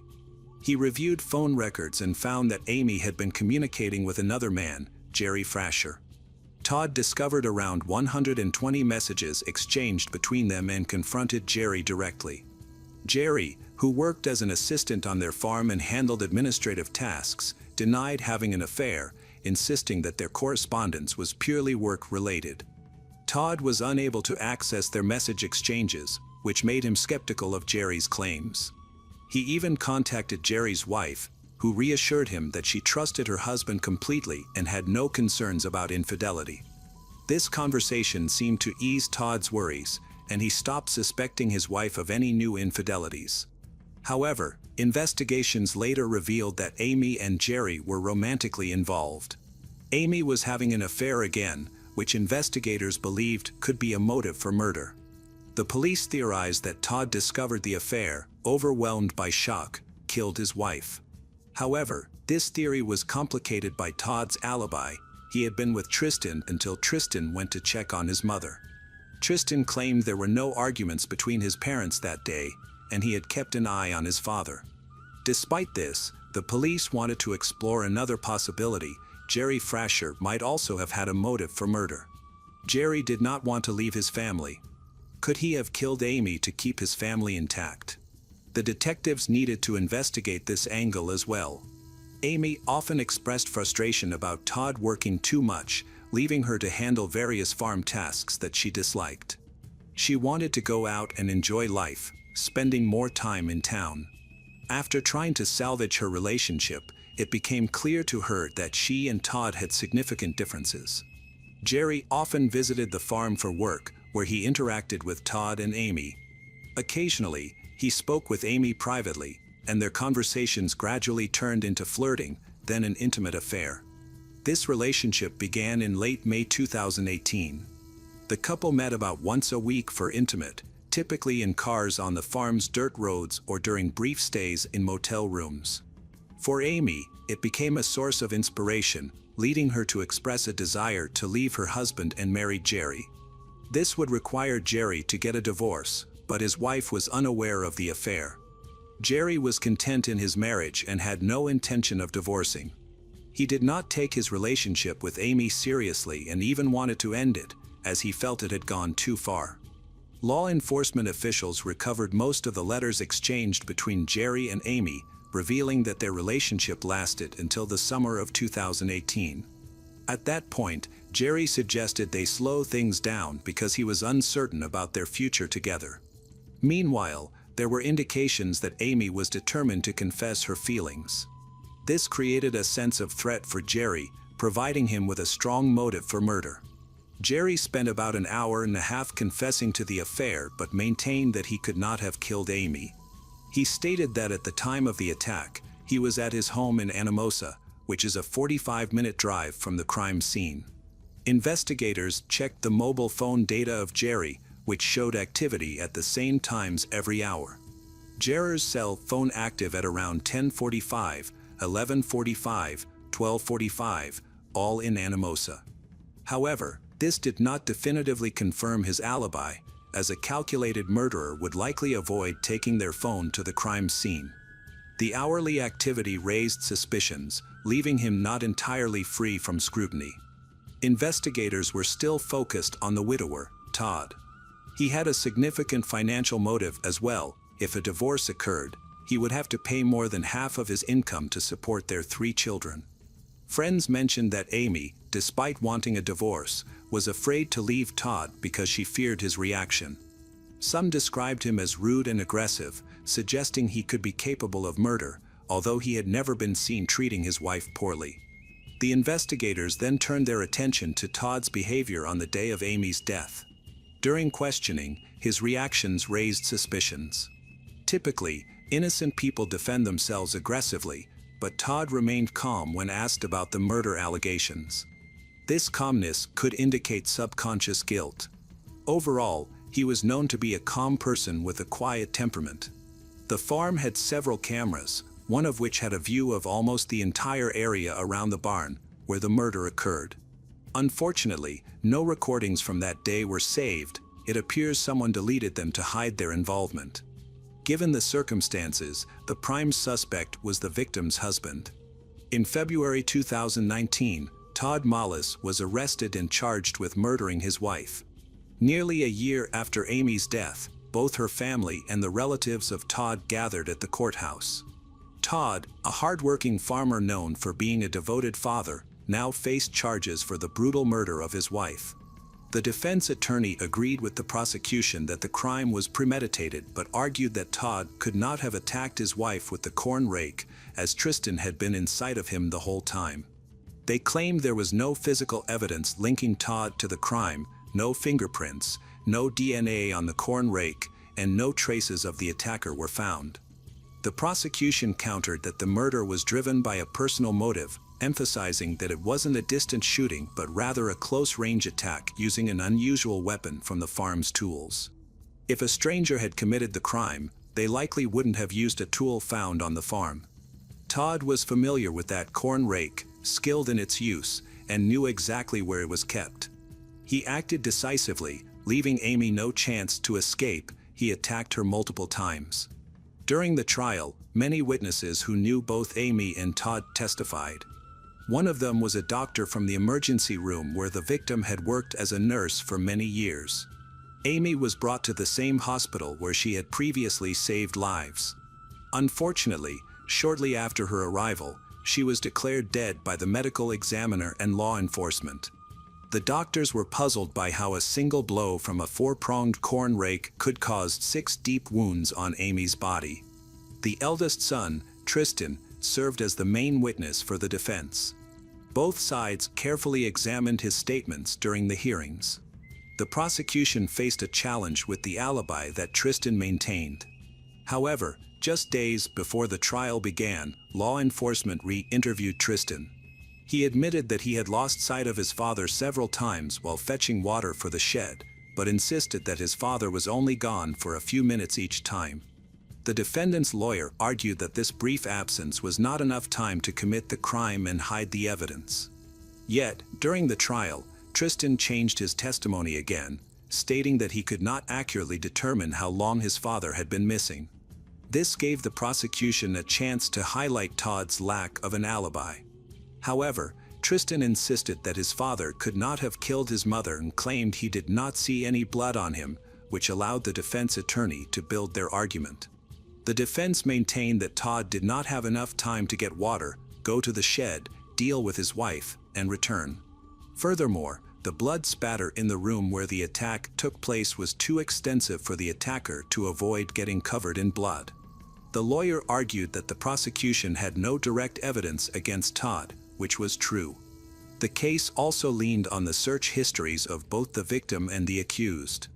Amy had searched online about how infidelity could affect property division in a divorce, while Todd's phone had concerning searches related to the consequences of murder. During the trial, Todd spent 3 hours answering the prosecutor's questions, maintaining his innocence and claiming he was unaware of Amy's new relationship. He explained to the jury that the security cameras were not functioning during the attack because, in his view, the cats had accidentally disconnected the wires while looking for a warm spot. Investigators was revealed that the cameras had been out of order for 2 weeks before Amy's death, and Todd only repaired the system after the police discovered the disconnected wires. By the end of the interrogations, the jury began deliberating the verdict. Because there was no direct evidence and many disagreements about the case, the jurors split into 2 groups with opposing opinions. After about 7 hours of discussion, Todd Mollis was found guilty of first-degree murder. The court sentenced him to life in prison without the possibility of parole. Disappointed, Todd shook his head as he was led out of the courtroom in handcuffs. He immediately disagreed with the verdict once it was announced. He hired a new legal team and filed a motion for a retrial. Todd argued that no one was in the shed when his wife accidentally fell on a corn rake after losing consciousness. She had been feeling dizzy and even visited the hospital the day before her death. There was no substantial evidence against Todd, just speculation and rumors, but his appeal was denied. Now, he is focused on appealing the verdict from prison and believes that justice will eventually be served. He feels an accidental incident took the life of a mother of 3, and an unjust legal system took their father from them. Todd and Amy Mollis's 3 children are now cared for by Amy's family. Hello everyone. Welcome to our channel. Today we're going to take a look at another horrible case with you. The case of Amanda Williams. Amanda Williams was born on April 18, 1977, in Cleveland. She grew up in a large, religious family and was a member of the Delta Sigma Theta sorority. Amanda has 2 children who are the center of her life, and she also enjoys spending time with her grandchildren. In her community, she is a respected hairdresser and is active on social media, where she shares positive messages to inspire others. She emphasizes the importance of personal growth and encourages her followers to focus on their own development. The year 2023 is significant for Amanda. She celebrated the 25th anniversary of her hair salon, which has not only survived but thrived during that time. She has expanded her customer base and launched her own hair care line. Amanda is proud of the success of her hair salon. In her personal life, she currently lives with her fiancé, Terrell Edwards, who is 41. They have been together for 6 years. Terrell works at a hospital while also delivering groceries part-time. Their relationship has grown stronger, and they are engaged, sharing happy moments on social media, including a romantic dinner on Valentine's Day and a birthday trip to Las Vegas, where they attended a concert. Despite appearing happy on the surface, the couple is facing significant problems in their relationship. In October 2023, Amanda began to notice warning signs and considered ending the relationship. Although they were engaged, they decided to seek help from a marriage counselor. While Terrell was not in any legal trouble at the time, his family and friends reported a troubling past. They revealed that Terrell was arrested for assault in 2019 and was given a restraining order in 2020 after a woman accused him of stalking and threatening her. Friends reported that Amanda attempted to leave Terrell on the morning of October 9, 2023, at their home. Tensions were high, as Amanda had just returned from a cosmetic convention and was slow to respond to Terrell's texts. This led to an argument that lasted all day. In retaliation, Amanda disconnected the phone line, forcing Terrell to purchase a new SIM card. The couple continued arguing in the basement, away from Amanda's daughter and granddaughter, who were still upstairs. Amanda repeatedly asked Terrell to leave, and her daughter eventually called the police. A few minutes later, a police car arrived at their home. Once inside, police discovered Amanda's body with gunshot wounds. She was taken to the hospital by paramedics but died shortly afterward. Police detained Terrell for questioning. He described the incident, claiming that during the argument, Amanda attacked him, leaving him no choice but to defend himself and shoot her. Audio from a surveillance camera captured him explaining to police that Amanda had come upstairs with a knife. He recounted the incident, saying that Amanda grabbed his phone and smashed the screen with the knife. After throwing the phone aside, he said that Amanda chased him across the room. He jumped onto the bed, and when she lunged at him with the knife, he pulled a gun from under the mattress and fired. He claimed that he tried to calm her down and asked her to put the knife away, but his attempts were unsuccessful. Terrell was eventually released due to insufficient evidence to charge him. The county sheriff and prosecutors stated that the investigation is ongoing. They appealed to residents for support and encouraged anyone with information to come forward. The situation has devastated Amanda's family, who are determined to seek justice. Amanda's brother, who vowed to fight for justice, stressed that Amanda was loved by many. Meanwhile, Amanda's mother struggles to come to terms with her daughter's death, haunted by the thought that Amanda feared for her children in her final moments. Amanda's mother sought justice for her daughter, stating that Amanda did not deserve what had happened to her. Her brother wanted justice not only for Amanda but for every woman who has suffered domestic violence. The family's lawyer assured Amanda's mother that she had no reason to blame herself, as she was protecting her daughter. He promised that they would present all the evidence necessary to fully understand the crime, assuring her that justice would eventually be served. 23 days after Amanda Williams's death, the police released a statement indicating that they had submitted all relevant information to the chief magistrate. The magistrate decided to file charges in Amanda's case and issued an arrest warrant for Terrell Edwards, the suspect in the murder. The prosecutor concluded from the investigation that Terrell's claim of self-defense was, in fact, part of the charges of attempted aggravated murder, assault, and domestic violence. However, they were unable to locate him, prompting the police to ask him to contact them, which he did on November 3rd. He was later released on $1 million bail. Terrell Edwards' trial began 4 months later, on February 27, 2024. The prosecutor believed that the investigation had clarified the truth and that a jury would determine whether Terrell shot Amanda in self-defense or if it was premeditated murder.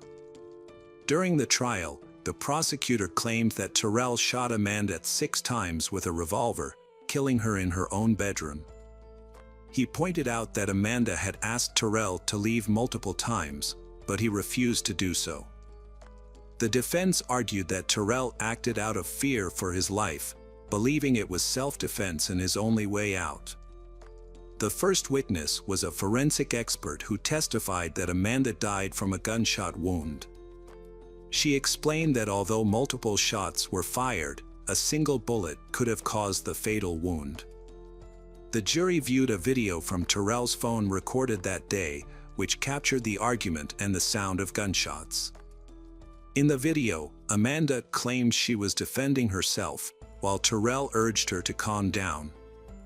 The footage showed Amanda in their bedroom, holding a knife and demanding that Terrell leave her home. She then approached Terrell and grabbed his phone, while the recording continued to capture the gunshots. The prosecutor pointed out that in the video, Terrell does not ask Amanda to put down the knife or mention that he has a gun and is going to shoot. He further noted that later in the video, Terrell walks up to the bed where Amanda has a gun hidden under the mattress, while she remains away from him and does not approach. Terrell stated that he feared for his life and believed he had no choice but to shoot Amanda. During the court proceedings, Terrell discussed his relationship with Amanda, their plans to marry, and their experience with a family psychologist to prepare for marriage, describing their relationship as generally positive. However, on October 9, 2023, there was a heated argument between Terrell and Amanda, which was later described in court. While Terrell wanted to resolve their conflict, Amanda insisted that he leave. He noticed something was wrong with Amanda, noting her bloodshot eyes. Although he wanted to stay, Amanda warned him that if he remained, he should be cautious and vigilant. According to Terrell, he then went to the nightstand where Amanda kept 2 guns. He took the guns and carried them to his car. When he returned home, Amanda was on the phone with the police. He decided to pack up and leave. At that point, she was holding a knife, and Terrell began recording the incident on his phone. In court, he claimed that Amanda lunged at him with the knife, but the video showed her placing it on the railing. He couldn't remember everything but stated that at one point, she turned around, and their argument escalated when she grabbed the phone from his hand. Terrell then jumped onto the bed and grabbed a 3rd gun. Terrell recalled Amanda aggressively stabbing the phone screen with a knife as she approached him. In a panic, he grabbed a gun from under the mattress and shot Amanda multiple times. When asked why he did not alert her to the gun or ask her to stop, he claimed in his defense that he never intended to shoot her, he was trying to escape when she attacked. During cross-examination, Terrell's testimony changed. The attorney pointed out that the sound of the knife hitting the phone occurred after Terrell had already grabbed the gun. At that moment, Amanda's daughter ran into the room, and Terrell quickly took her out to protect her. He claimed that he did not want to hurt Amanda's daughter, so he prevented her from entering the room. The prosecutor noted that Amanda had put down the knife before approaching Terrell. However, the defense argued that Amanda could have retrieved the knife after Terrell stopped shooting. The medical examiner stated that Amanda's neck wound would have left her paralyzed, so she would not have been able to hold the knife. After all the evidence was presented, it was time for the jury to reach a verdict in the case against Terrell Edwards. Terrell Edwards was found guilty of murder, assault, and domestic violence. The verdict was announced the following week at the sentencing hearing. The judge reminded everyone to follow the rules of the courtroom and stated that the police were responsible for security. If anyone misbehaved, they were asked to turn off and put away their phones. Terrell insisted that he never intended to harm Amanda. He expressed his wish that Amanda loved him, but Amanda replied that their relationship could never be the same again. The prosecutor stressed that Amanda's daughter did not know about the couple's problems. A photo showed Amanda wearing a mask over her face when she was with her son. Amanda hid the abuse from her family. Although Terrell admitted to his actions, he maintained a different statement in court, claiming that he never harmed Amanda. The prosecutor sought a harsh sentence for Terrell Edwards. In court, Amanda's family, friends, and colleagues were deeply saddened. Simply saying that they would miss her did not begin to express the depth of their loss. During the hearing, Amanda's brother Joey Lewis expressed his deep feelings. Joey shared that they grew up together and that she was like a second mother to him, shaping who he is today. He described Amanda as an extraordinary person who always did the right thing. Joey criticized Terrell, calling him a wolf in sheep's clothing. He referred to Terrell as a clever manipulator who could turn any situation to his advantage.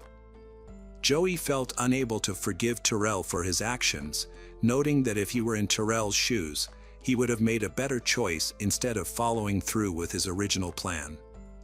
Joey struggled to understand how Terrell could have acted so cruelly. He recalled a family dinner where Terrell asked for his blessing to marry Amanda, and Joey agreed. However, after recent events, he began to feel guilty about that decision. He was especially upset that Amanda's children had to witness everything that happened. Joey wanted Terrell locked up until Amanda's daughter was old enough to forgive him. At the end of the hearing, the judge commented that no amount of time could truly heal the wounds of this tragedy. Ultimately, Terrell Edwards was sentenced to life in prison with the possibility of parole in 24 years. Hello friends. Welcome to our channel. Today we're going to take a look at another horrible case with you. The case of Claudia Ornisi. On the morning of July 21, 2011, Stefan contacted the police in Cremona, Italy. Stefan, a resident of the city, had a daily routine of visiting his daughter, Claudia, and his 2-year-old granddaughter, Livia, for coffee. He would spend time with them, chatting, discussing news, playing with Livia, and then continuing with his day. However, on this particular morning, Stefan was deeply alarmed when he couldn't follow his usual routine. Stefan called Claudia several times before going to her house, but she did not answer, which made him very worried. Soon after, he went to her house on Via de Galli, rang the doorbell and knocked on the door, but still no one answered. Using a spare key that Claudia had entrusted to him for emergencies, he entered the house. As soon as he stepped inside, he noticed a strange, overwhelming smell that resembled a gas leak. Holding his breath, he began checking the rooms, fearing the worst. When he entered Claudia's bedroom, he discovered her lying motionless on the bed. He tried to wake her by shaking her, but she didn't respond. In a nearby crib was his niece, Livia, also motionless and cold, like Claudia. In a state of panic, Stefan rushed to the neighbors for help. An emergency rescue team of doctors and police arrived at 8:30 a.m., but both Claudia and Livia were dead. Stefan was devastated, especially by the sight of his little granddaughter motionless, wrapped in her blanket in the crib. From the beginning, investigators suspected that Claudia had taken her own life and that of her daughter. However, some inconsistencies have emerged. First, the strong smell of gas was concerning. An expert inspected the apartment and discovered 4 small propane gas cylinders, the kind typically used for camping stoves. One was positioned right next to Claudia's head at the bed, while the other 3 were placed in the corners of the room. It appeared as though she had intentionally filled the room with gas to end her life painlessly. The question, however, is whether 4 small cylinders could release enough gas to reach lethal concentrations in an uninsulated room to kill both Claudia and Livia. The apartment showed signs of ordinary disarray, consistent with a home shared with a young child. On the kitchen table, detectives found 10 nearly empty packages of Xanax, each originally containing 10 pills. Only 5 pills remained across all the packages. What caught their attention was how methodically the empty blister packs were arranged. They were stacked neatly in a row, almost as if placed that way intentionally to draw notice. This meticulous organization seemed unusual for someone in a state of despair and further heightened investigators' suspicions. Any theories needed verification. What investigators uncovered revealed a disturbing scenario. Initially, they considered the possibility that Claudia had attempted to end her life. If she had ingested 95 Xanax tablets, an overdose could have been the cause of death. However, toxicology tests showed that the drug levels in her blood were too low for such an amount. While small traces of the drug were present, they were far from enough to indicate she had taken 95 tablets. The results suggested she had been sedated and lost consciousness. What is suspicious is that Livia's blood test showed the same result as well. Judging from the bedroom scene, it appeared Claudia placed the gas cylinders, sealed their nozzles with duct tape, and began filling the room with gas. She left her daughter in the crib and then lay down next to her. This appeared to suggest a planned suicide murder, but inconsistencies in the story began to surface. For one, Claudia's relatives were firmly against the idea of voluntary suicide. The woman had no known reason to take her own life.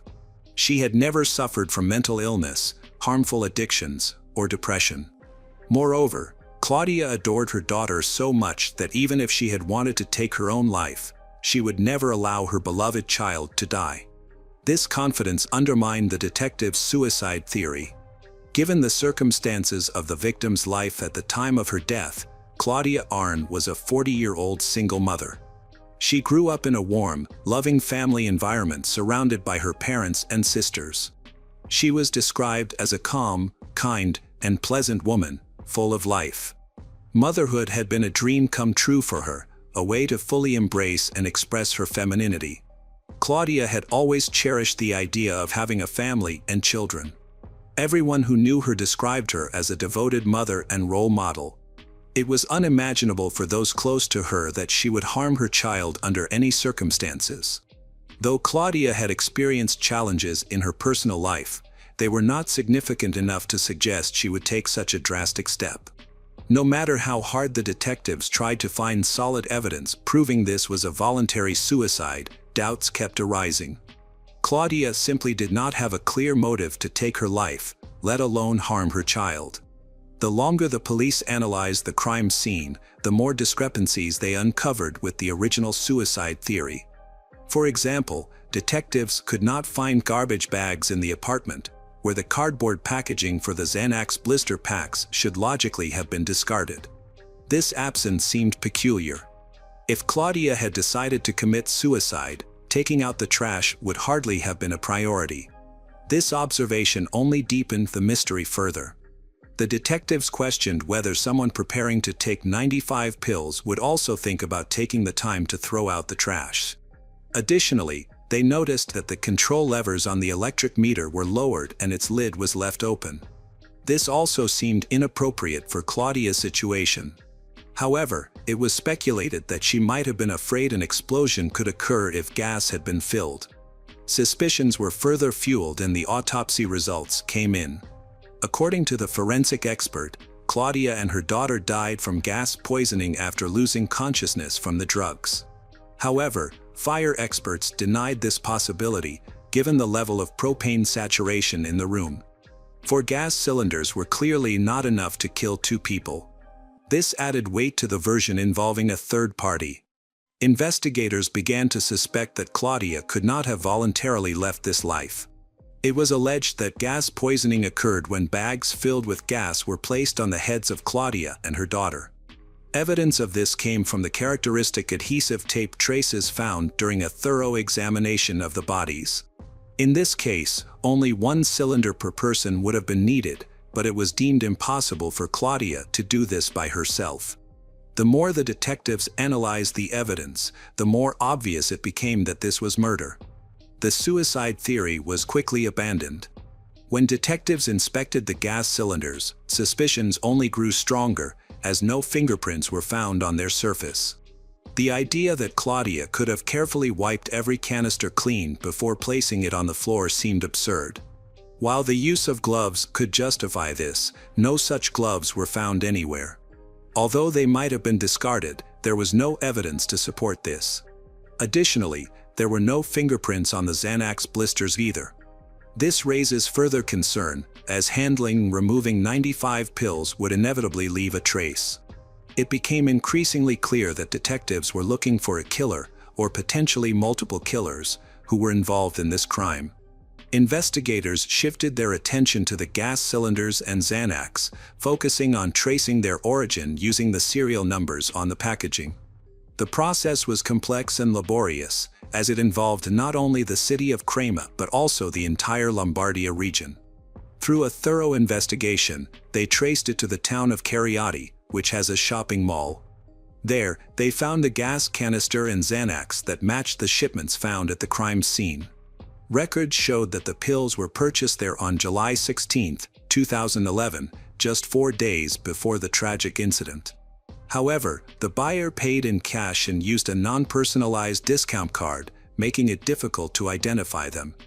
Nonetheless, investigators persisted and uncovered that the individual had used the card on July 19 to buy food and beverages in a nearby city. Fortunately, a store clerk remembered the customer, a grumpy man, estimated to be 45 to 50 years old, of average height and elegantly dressed. He spoke eloquently but did not provide his name. The July 19 purchases raised further suspicion, as the man bought adhesive tape, potentially used to secure the buttons on the gas cylinders, causing them to release gas automatically. At this stage, the man's identity was still unknown. Authorities were working to determine who might have had a motive to harm Claudia and her daughter. The evidence suggested someone close to Claudia, as there were no signs of forced entry, indicating that she had willingly allowed the person into her home. This led investigators to focus on people she knew well. Ultimately, they concluded that the prime suspect was her ex-partner, Maurizio Iori, a well-known ophthalmologist in Crema and the biological father of her daughter, Livia. Maurizio was a man of good reputation, with a successful career and a respected family background. Claudia had a brief but intense relationship with him, which started in 2008 when she visited him as a patient. Mauricio's polite, kind, and professional demeanor immediately appealed to Claudia, who was lonely at the time. She quickly developed feelings for him. Being a prominent and accomplished man, he soon invited her on a date, and his refined manners and attentiveness captured her heart. However, their journey toward happiness faced a significant obstacle. Claudia was single and free, while Maurizio was married with 2 children. From the beginning, this bothered Claudia, but Maurizio reassured her that his marriage was troubled and he was planning to get divorced soon. As their relationship deepened, they began meeting in secret, often traveling to other cities to avoid raising suspicion from Mauricio's wife. He explained that secrecy was necessary because if the affair were discovered, it could complicate the divorce process and division of assets. Claudia gradually felt trapped in the role of a mistress and started to question her place in the relationship. Conflicts occasionally surfaced, but Maurizio always managed to calm her down, urging her to wait until the situation was resolved. Her hopes for a better outcome were shattered in May 2008, when Claudia discovered she was pregnant. For Maurizio, the news was unwelcome and infuriating, as he made it clear he did not want children outside of his marriage. This heightened the tension between them, leading to their separation. Claudia pinned her hopes on the child, believing motherhood would bring her happiness and purpose, but instead, the pregnancy further deepened her struggles. After their breakup, Claudia began to see Maurizio differently. She realized he was never truly committed to building a family with her but was only interested in having fun on the side. His politeness and kindness disappeared entirely. He pressured her to have an abortion, but she was shocked and devastated, so she refused and was determined to keep the pregnancy under all circumstances. For 3 months, Maurizio persisted in urging her to end the pregnancy, but Claudia held her ground. Eventually, he met with her again and made his intentions clear. His primary concern was protecting his reputation. He insisted that no one should ever find out about Claudia or their child. He demanded that she keep her distance and avoid contacting him. Claudia, however, refused to comply. Feeling deceived and betrayed, she was determined that her daughter would not grow up in secrecy or obscurity.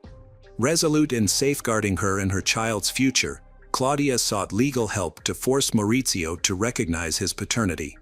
As Claudia's pregnancy advanced, Maurizio finalized his divorce. To her dismay, she discovered he had started a relationship with another woman before breaking up with her. Even more shocking, this new girlfriend was also expecting a child. This confirmed Claudia's belief that Maurizio had been dishonest and deceitful toward her. In the meantime, he concentrated on safeguarding his own interests. He was preparing to marry his new partner, a wealthy woman who aligned with his social status. He feared that if information about his relationship with Claudia or the fact that he had a child out of wedlock were revealed, his career and reputation would be severely affected. He admitted this fear to Claudia frankly. On February 3, 2009, Claudia gave birth to her daughter, Livia. Over time, Maurizio softened slightly and agreed to provide limited support for Claudia and the baby, who lived with Claudia's parents. He pledged to pay $400 per month for Livia's expenses and purchased an apartment for them, covering its mortgage. However, he restricted himself to visiting his daughter only once a week. This arrangement strained their already tense relationship. Despite everything, Claudia remained hopeful, believing that Maurizio might eventually develop genuine love and affection for Livia, grow into his role as a caring father. The last scheduled meeting between Maurizio and Livia was set for July 20, 2011. Claudia's mother told the police that Claudia had been feeling unwell, and Maurizio planned to visit to support her. He suggested they have dinner featuring sushi, a surprisingly out-of-character choice for him. Claudia's mother immediately found his behavior strange. Maurizio disliked fish and had never stayed with them for more than an hour, let alone brought food or made thoughtful gestures. Additionally, he brought a package of sauce that police would later confirm he had purchased on July 19, 2011, a detail that would become critical in the subsequent investigation. Claudia's mother grew convinced that Maurizio was connected to what happened afterward. Her greatest distress came from Claudia's genuine belief that Maurizio was finally trying to put effort into their relationship. Claudia had been so optimistic about the dinner, even borrowing her mother's best items for the occasion. Tragically, those items were later found the next morning on the lifeless bodies of Claudia and her child. The police quickly launched an investigation and identified Maurizio as the main suspect, bringing him in for questioning. While denying any involvement, he voluntarily went to the station and stated that he had not been at Claudia's apartment that evening. He provided an alibi, claiming that on July 20th, he left his office at 6:30 p.m., got takeaway food, ate it at home, and then went to the cinema at 9 p.m. He said he paid for his movie ticket in cash and returned home to sleep after watching the film. Mauricio's alibi fell apart quickly. He claimed he didn't keep his cinema ticket, but police reviewed security footage and confirmed he wasn't among the 38 people leaving the session. His mobile phone data added to the inconsistencies, as it showed his phone had stayed near a beach house several kilometers away during the entire evening, contradicting his claim of being at the cinema. It became clear that Maurizio had lied about his whereabouts. When police questioned Mauricio's wife, she revealed that she had tried to contact him multiple times without success. Starting at 7:30 p.m. and continuing until 11 p.m., she repeatedly called him, but he never answered. She also tried reaching his office and friends, but no one knew where he was. Eventually, she contacted a neighbor near their beach house, who confirmed seeing Mauricio's car parked outside. Suspecting he was inside, the neighbor called him but received no response. Upon entering the unlocked house, it was empty, but Mauricio's phone had been left behind for the entire evening. As investigators searched the house, they discovered a note addressed to Maurizio, written by Claudia. The note revealed a shocking secret about Mauricio's illegitimate child. The neighbor, who noticed the note, alerted the police for further investigation. Later, Maurizio returned to the beach house around 2 a.m. and called both his wife and the police to assure them he was safe. However, his explanations only deepened suspicions. Police proceeded with the investigation, increasingly convinced that Mauricio's lies and attempts to hide the truth were unraveling. Based on the CCTV footage, he did not return to the beach house, which led investigators to believe that he was at Claudia's house during that time, confronting his daughter and his estranged lover. His alibi was shattered by his wife's nervousness, which further complicated matters. Mauricio, a well-known ophthalmologist, resorted to lying, raising even more suspicion. Evidence against him mounted rapidly. It was revealed that he had purchased multiple packages of Xanax at a shopping center in another city, paying in cash, likely to avoid detection. Store employees later identified him through receipts linking to online orders found on his computer, as well as from search history showing he had researched how to kill someone with propane or Xanax. He seemed particularly interested in the case of a Moroccan prisoner who died due to a propane gas tank. When questioned about these suspicious purchases, including gas cylinders, Mauricio claimed that Claudia had spoken about using them to heat baby food for Livia. However, the Supreme Court found this explanation unconvincing. Overwhelmed by the mounting evidence, he eventually confessed that he had not gone to the cinema that evening as he initially claimed. Instead, he admitted to visiting Claudia and stated that when he left, she and Livia were alive and well. He claimed to have no knowledge of what happened afterward. Mauricio justified his lies as an attempt to conceal his affair from his wife and mislead investigators. Nonetheless, his extramarital relationship, along with his deep resentment toward his daughter Livia, became widely known. During a police search of the house, officers discovered a dramatic letter detailing these incidents and emotions. Claudia described Mauricio as a ruthless and deceitful man who betrayed her. It was after the birth of her child that she felt the full weight of despair. Her frustration stemmed from Mauricio's cold and even cruel behavior toward the baby girl immediately after her birth. It seemed as though he viewed the child as inferior. At the same time, Claudia discovers that Mauricio has an illegitimate child and plans to marry the child's mother soon. The arrival of the baby left Claudia confused and hurt, unable to understand why Mauricio treated her and their child so poorly. It became apparent that he did not consider her his equal, had no intention of marrying her, and had no plans to remain a father to their child, Livia. Meanwhile, Mauricio's mother, Paula, played a dominant role in his life. It was clear that Mauricio was completely under her control.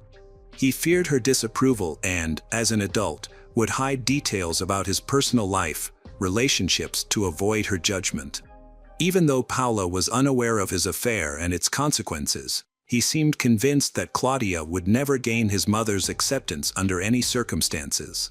As a result, he kept Claudia a secret, but she began pressuring him nonetheless.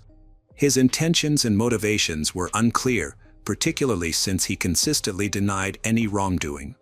Most of the evidence in the case was circumstantial, and authorities were unable to locate the murder weapon. Investigators focused on finding a bag of trash from Claudia's apartment, believing it contained critical evidence such as gloves and pill packaging.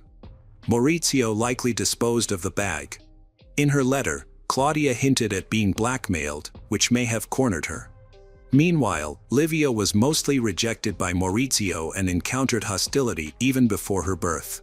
The tipping point for Mauricio's decision to kill Claudia and Livia appears to have been her demand that he take full responsibility for Livia, treat her as an equal member of his family, and stop belittling her. Mauricio saw this as a serious threat to his carefully constructed life, his reputation, financial stability, and, above all, his mother's approval. Financial issues played a significant role as well. Claudia did not work, leaving all her expenses to be covered by Mauricio. Evidence revealed that, 3 months before the murder, Mauricio had been researching ways to recover mortgage payments for the apartment he had bought for Claudia. This indicates that he meticulously planned the crime to minimize financial losses stemming from the affair. On the night of October 11, 2011, Claudia and Livia were waiting for Mauricio to visit, as planned. He arrived with sushi, soy sauce, and drinks, all of which had been laced with a sedative. Claudia dressed up and prepared her daughter for the evening, hoping to charm Maurizio and mend their relationship. However, he had come with the intention of committing a double murder. After dinner, Claudia and Livia lost consciousness from the sedatives. Maurizio carries them into the bedroom and stages the scene to make it look like Claudia has harmed her and her daughter. He placed gas-filled bags over their heads, sealing them with tape. Once they were dead, he cleaned the scene thoroughly to remove any evidence, disposed of incriminating items, and left. Around 3 a.m., he drove to his beach house. On October 14, 2011, Maurizio Iori was arrested and charged with the premeditated murders of Claudia and Livia. The trial shocked the public, as it was hard to believe that a respected doctor could kill his mistress and their child. Despite the defense's arguments and requests for a reduced sentence, the court found the crime to be carefully planned. In January 2013, Maurizio Iori was sentenced to life in prison.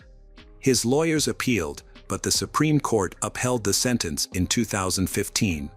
He was also ordered to pay $600,000 in compensation to Claudia's family. Despite the overwhelming evidence, Maurizio maintained his innocence and continued to speak to journalists, describing the trial as unfair and claiming he had been framed by the authorities. Hello everyone, today we will learn about another case. The case of Maria Alejandra Lafuente Caso.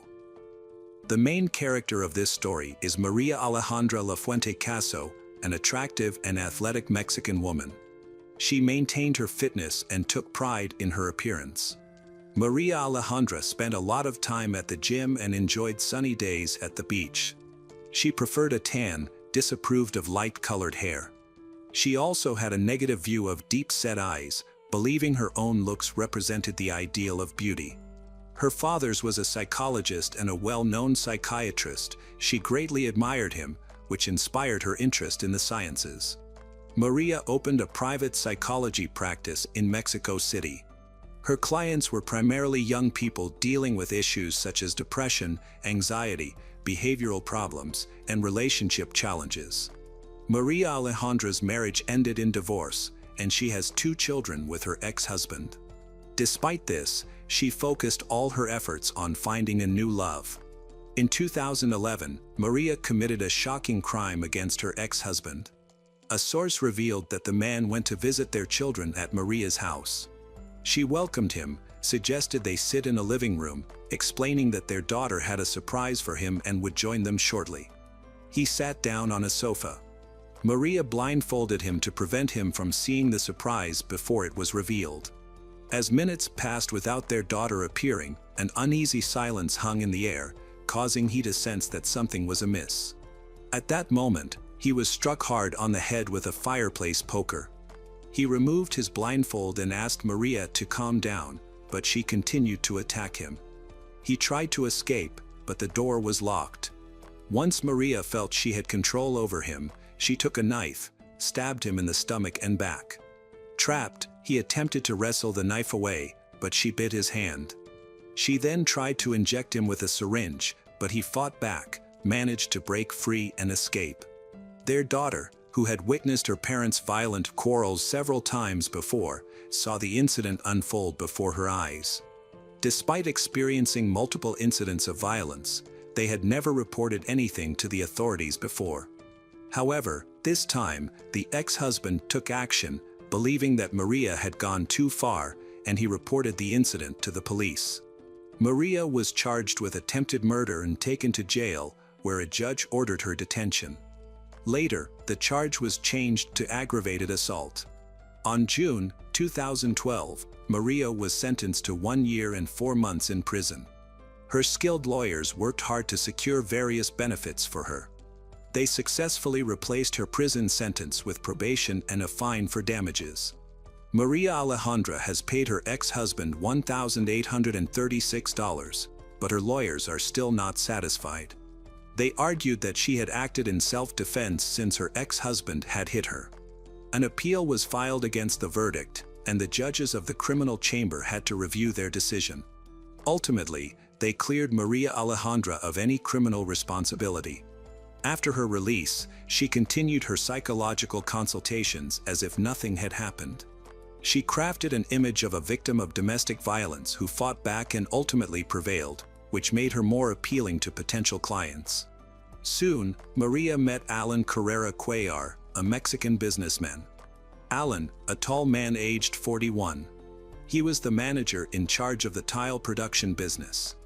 This role provided Alan with a good income and plenty of free time. Alan was married and had a daughter. However, in 2011, their relationship deteriorated, leading to their separation. Alan's daughter struggled with the new life and fell into a deep depression. Maria Alejandra's father, a well-known psychologist, encouraged Alan's daughter to seek therapy. He recommended his daughter, Maria Alejandra, to the girl. After 3 therapy sessions, Maria expressed a desire to meet Alan, claiming that it would enhance the therapy. However, her true intention was to pursue a romantic relationship with him. It didn't take long for her to begin a romantic relationship with Alan. When Alan's daughter learned about the situation, she became upset and stopped attending her therapy sessions. Ultimately, Alan chose to marry Maria, unaware of the real reasons behind her divorce from her previous husband. In April 2014, Alan visited his parents for the weekend, shared the news about his fiancée. He mentioning that their wedding would be happening soon and that Maria might be pregnant.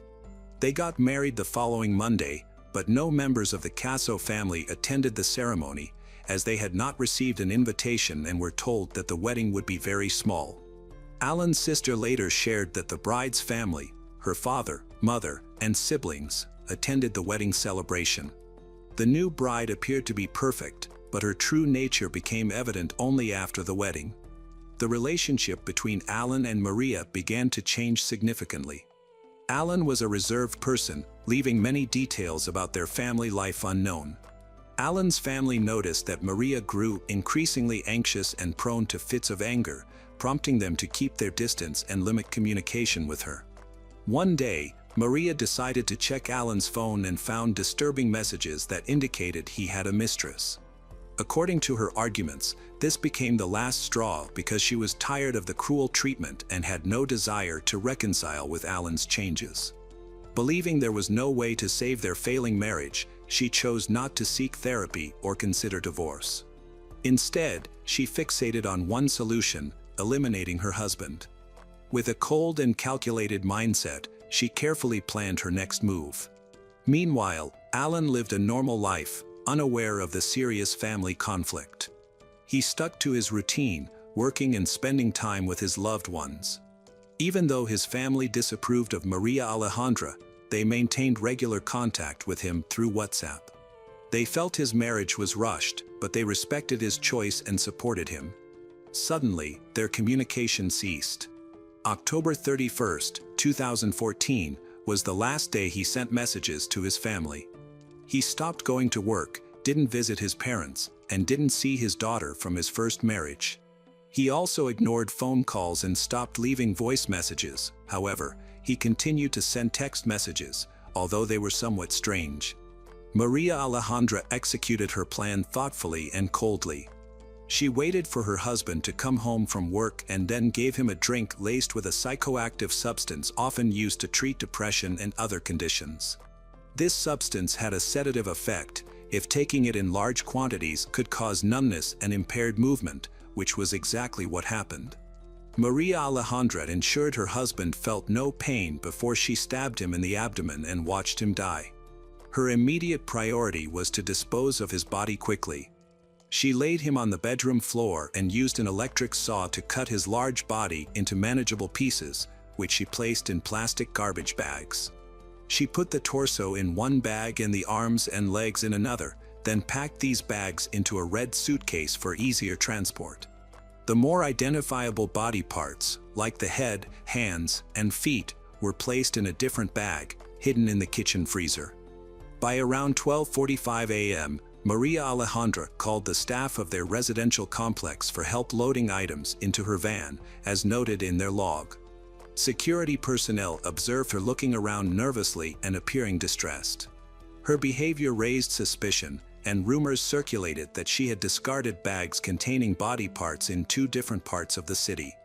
After the suitcase was loaded, she drove away and did not return until after 4 a.m., not leaving the house again. Upon her return, she changed the locks on the doors and informed the security guard that she was going on a trip with her husband. After that, there were no further updates about her.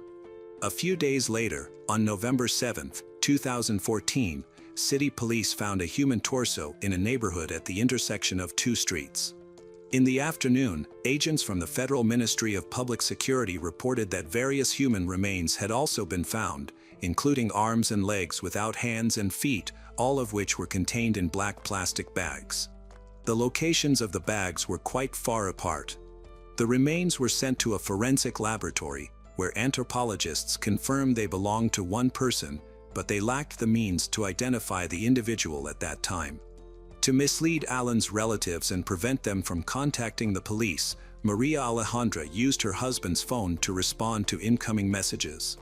This tactic allowed her to temporarily prevent anyone from suspecting Alan's tragic fate. She needed time to come up with a plan to evade responsibility, similar to how she had acted after attacking her first husband. Alan's siblings and daughter received WhatsApp messages that seemed to express his regret about the marriage. He claimed he was struggling with problems but had recently met a wonderful woman and was now dating her. In other messages, which contradicted each other, he mentioned that he enjoyed being alone, while in others, he talked about traveling. At the same time, Maria Alejandra's father began calling Alan's father's home to ask if they knew the whereabouts of his daughter. He had been searching for several days without receiving any news from her. Later, he called Alan's parents again and informed them that Maria Alejandra was supposedly at the National Institute, where she was being treated for depression caused by Alan's alleged infidelity. Maria's father also noted that his daughter was suffering from paranoia, thinking that the police were hunting her, and this became another reason for her hospitalization. The confusion and deception lasted for months until December, a time when families gather and spend time together for the holidays. Therefore, Alan's family and close friends decided to visit him, but once again, Maria Alejandra got ahead of them. She warned that she and her husband would not be home because they had decided to take a spontaneous vacation, which alarmed Alan's relatives, especially since Maria's father had recently reported that his daughter was in a psychiatric clinic. It was then that the relatives contacted the police and filed a report. Authorities needed several days to make the necessary inquiries and analyze the situation. Prosecutors exchanged information with staff from the Missing Persons Assistance Center, and their collaboration helped significantly advance the investigation. Experts compared the characteristics of the human remains found with the descriptions of various missing persons. It became clear that the dismembered body belonged to Alan. Later, he was identified, and the relatives decided to search the couple's home. Upon arrival, officers encountered Maria Alejandra, who was taken to the station where a search warrant was issued. Once all the formalities were settled, the police searched the house for evidence and found Alan's head, hands stored in the freezer, along with an electric saw. During the inspection of the rooms, experts used luminol tests and discovered traces of blood in one of the rooms, in the bathroom. They also noticed that there was a cut-out hole in the surface of the mattress and a piece of carpet was missing. All of this was done to conceal traces of fluids. Later, it was established that parts of Alan's body were found on these items. Initially, Maria Alejandra gave testimony as a witness, but when the contradictions became too obvious, she was reclassified as a suspect. It was revealed that she had sent a message from her husband's mobile phone to make his family believe that he was alive and did not report his disappearance. Maria Alejandra claimed she had not seen him for several days and had not even communicated with him by phone, using her position as a psychologist to try to prove her innocence. She showed a registration card from the psychiatric clinic dated to coincide with the date of Alan's presumed death. Maria Alejandra denied any involvement in the murder, but Alan's body spoke for itself, and forensic experts were able to fully reconstruct the timeline of the events. The analyses and investigations recorded in the autopsy report showed that there was a wound on the body inflicted by a sharp object that penetrated the abdominal cavity, which became fatal. The body was then dismembered with a sharp object with pointed edges. After the relevant study results were obtained, it became known that Alan had died between the last hours of November 5, 2014, and the early morning of the following day. The collected evidence allowed investigators to establish a direct link between Maria and the brutal death of her husband. It was also discovered where she was on that fateful day, aided by a surveillance log of the building, which recorded the specific time she left the house and her return. There was also an incident involving a heavy suitcase that someone helped her put into the car. From statements made by Alan's daughter and his sister, it was revealed that Maria had threatened Alan's daughter, saying that she would took her own life if Alan's daughter opposed Maria's relationship with Alan. Although Maria tried to pretend she was undergoing treatment in a psychiatric clinic to avoid responsibility, the specialists found no evidence of her mental illness. Cornered by irrefutable evidence, Maria Alejandra had no choice but to confess to attacking her husband, but she immediately justified herself by saying she was tired of the violence from his side. On December 2014, the judge issued a detention order on charges of murder with aggravating circumstances. After her arrest, Maria Alejandra was taken to the Women's Social Rehabilitation Center in Mexico City. Later, new information emerged that allegedly indicated Maria Alejandra's involvement in other violent acts resulting in death. Her ex-husband managed to escape from her, and there is also an unidentified victim who may have been killed by her in 2012. These incidents have led to suspicions that her father aided in these crimes, helping to cover them up and divert public attention. In Alan's case, it is believed that Maria's father was not only involved in concealing the acts but also in planning the attack. The motive behind these events is believed to be purely economic. However, justice could not fully substantiate this claim. After 8 years, on September 2022, the Attorney General's Office of the Capital announced the final verdict for involuntary manslaughter. Maria Alejandra Lafuente Caso was sentenced to 46 years and 6 months in prison for the murder of her husband, Alan Carrera Cuellar. Following the verdict, she was not allowed to appeal or receive any alternative or leniency measures. Additionally, she was required to cover damages and funeral costs. She lost her political rights. Maria Alejandra used her father's influence and protection to commit crimes against the men in her life without remorse. After evading punishment for attacking her first husband, she successfully portrayed herself as a victim, showcasing her manipulative skills. Just 3 years later, she killed her second husband with chilling composure. She meticulously planned this crime and even feigned mental illness to avoid accountability again, but this time, her actions caught up with her. The law delivered a fair and severe sentence that she could not escape. Hello again, true crime fans. We've got another mysterious case to explore. The case of Pauline Zeil. On February 22, 1995, Pauline Zeil heard the verdict of the court for the crime she had committed. She was lucky to avoid the death penalty. Instead, she was sentenced to life in prison without parole. Tears streamed down her face as she held the hand of her lawyer, seeking comfort despite her unfortunate outcome. She had avoided being placed in a cell with 5 other inmates on death row. Pauline Zeil was a devoted mother, working 2 jobs to support her children. From her first marriage, she had a daughter named Christina. With her second husband, John Zeil, she had 2 sons. Christina lived with her father's relatives in Maryland for a time and did not live with her mother. Many who knew Pauline considered her a good mother. Although she was abandoned by her mother and grew up in an orphanage, no one suspected that she could become a danger to society, especially to her own family. Christina lived with her grandmother, and they had a good relationship. However, just before a series of unfortunate events, her grandmother gave Christina to her mother in Florida. Because they had been separated for so long, Christina was not happy about this reunion. In June 1994, she lived in her mother's small 2-room apartment in Riviera Beach with her 2 younger brothers and John Zeil, her stepfather. John was indifferent to Christina, creating a tense family atmosphere. For months later, Christina's mother, Pauline, reported to the police that her daughter had been kidnapped. While in a crowded store, 7-year-old Christina went into the women's restroom and did not return.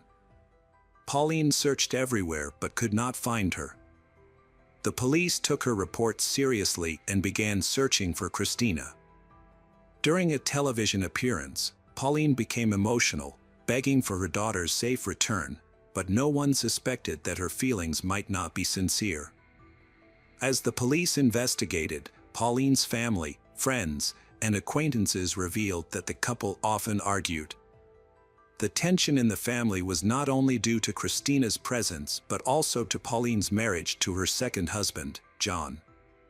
They argued daily, and he was very controlling. He did not hesitate to resort to violence if things went wrong. Neighbors often heard their arguments, and he was also known to have abused Christina. The police speculated that Christina may have run away, feeling resentment toward her mother and stepfather, and sought comfort from her grandmother, where she had a happier childhood. They began to follow up on this line of investigation. The grandmother stated that she had not seen Christina since she returned her to her mother, although she missed her very much. Interviews with witnesses at a nearby store yielded no useful information. No one had seen a girl matching Christina's description that day, and there were no security cameras in the area. Despite a thorough search of the store, they found no trace of Christina. Then the police discovered a crucial clue: Pauline had sold her bicycle and a videotape. When asked about these items at Christina's school, her mother dismissed them, saying they were no longer needed. At the time, everyone was still hopeful that Christina was alive, but this new information was very disturbing. The police began to question whether Christina had actually been in the store that day and considered the possibility that Pauline's story was a lie intended to mislead the investigation.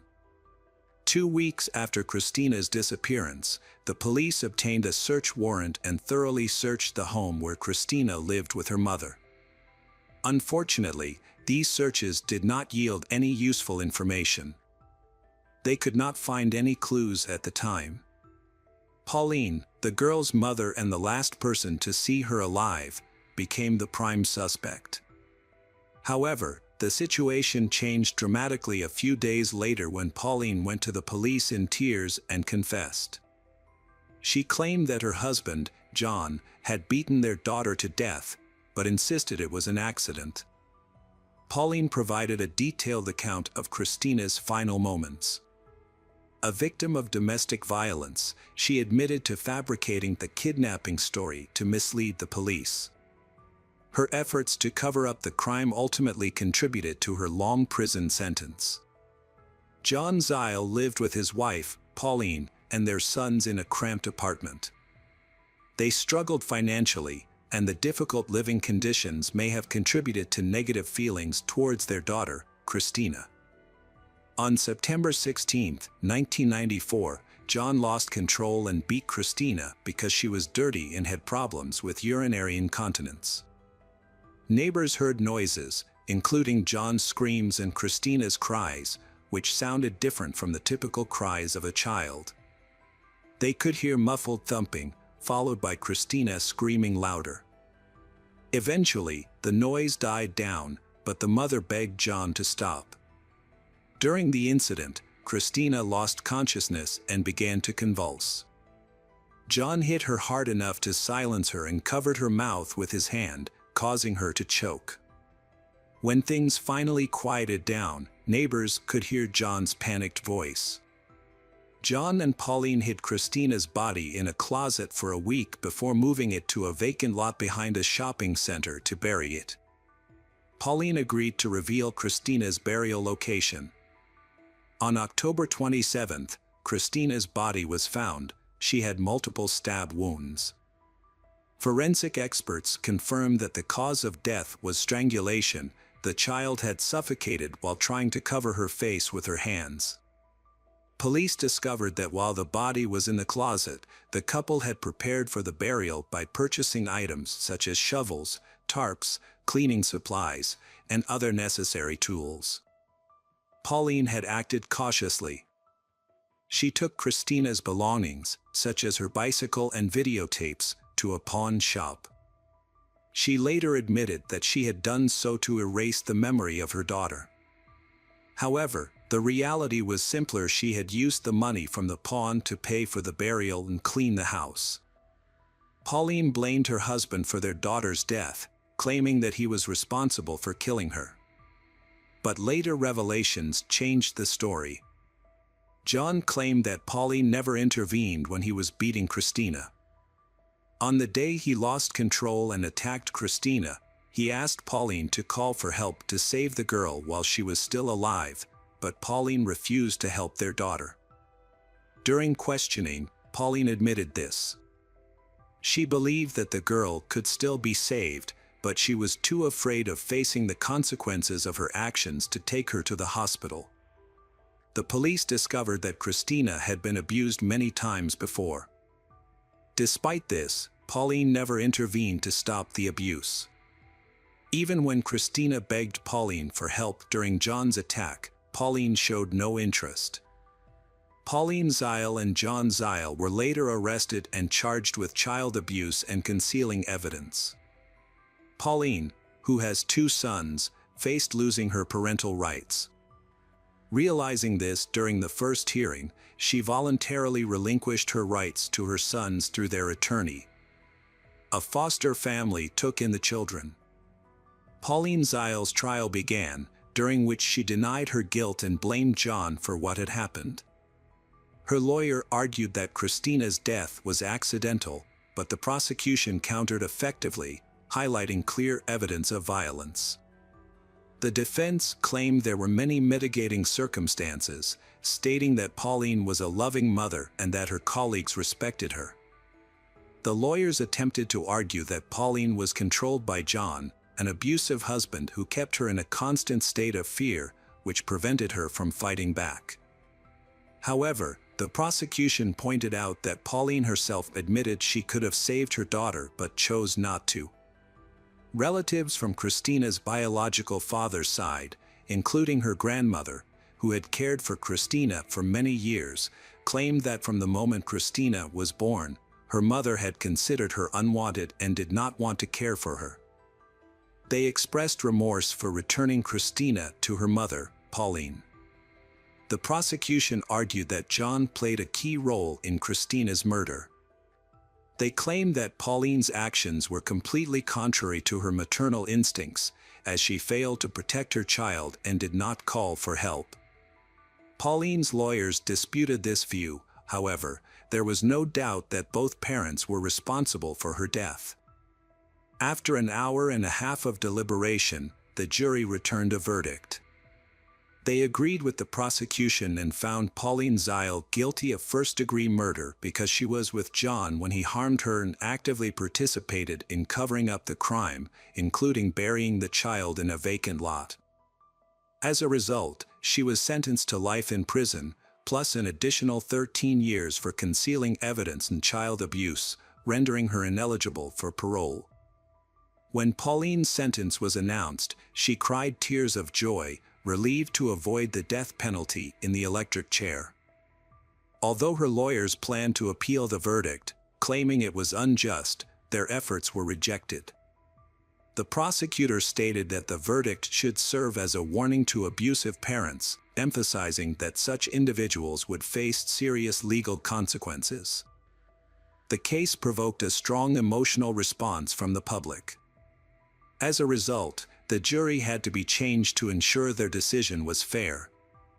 Many were shocked that Pauline did not intervene to save her daughter, did not call for help, and actively participated in the cover-up of the horrific crime. The public reaction led to a wave of protests. Experts noted that many children are often victims of violence at the hands of their own parents. This situation has been exacerbated by a series of similar crimes in recent years. In California, a woman killed her 3 children, the youngest being 4 years old and the others being 8 and 9. She attempted to blame her husband, who lived far away from the children. The husband fought for custody of the children but had a solid alibi, as he was hundreds of miles away when the tragic events occurred. In 1998, the woman was sentenced to death and is still awaiting execution. There have been many similar cases reported in the media, most notably the 1983 case of Elizabeth Diane Downs. Elizabeth claimed that a stranger shot her 3 children after she picked him up on a deserted road. However, it was revealed that she had shot them herself. Her 7-year-old daughter died as a result, and her 2 other children were left disabled. Elizabeth is currently serving a life sentence for first-degree murder and attempted murder, with the possibility of parole after 25 years, but she has been denied parole several times. A common theme in these cases is that mothers often try to blame their husbands for their actions. Police have become increasingly skeptical of these attempts at blame. This skepticism is evident in Pauline's statements, as police note that her case is not an isolated one. There are many cases of postpartum depression and similar issues affecting mothers. A psychiatrist points out that many tragic child deaths could have been prevented if mothers had received proper support. However, in Pauline's case, there was no indication of any mental health issues, which is why she is facing serious charges. Everyone involved in the case knew the details and believed that Pauline could have prevented her daughter's death. Not only did she fail to stop her husband, but she also missed the opportunity to seek help. When she called for assistance, she could have received guidance that might have saved Christina. However, Pauline deliberately chose not to pursue this option. It was also revealed that Pauline had worked as a nurse.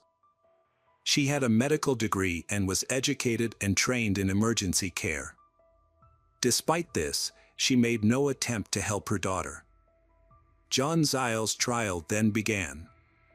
The prosecutor aimed for the harshest punishment, seeking the death penalty by electric chair.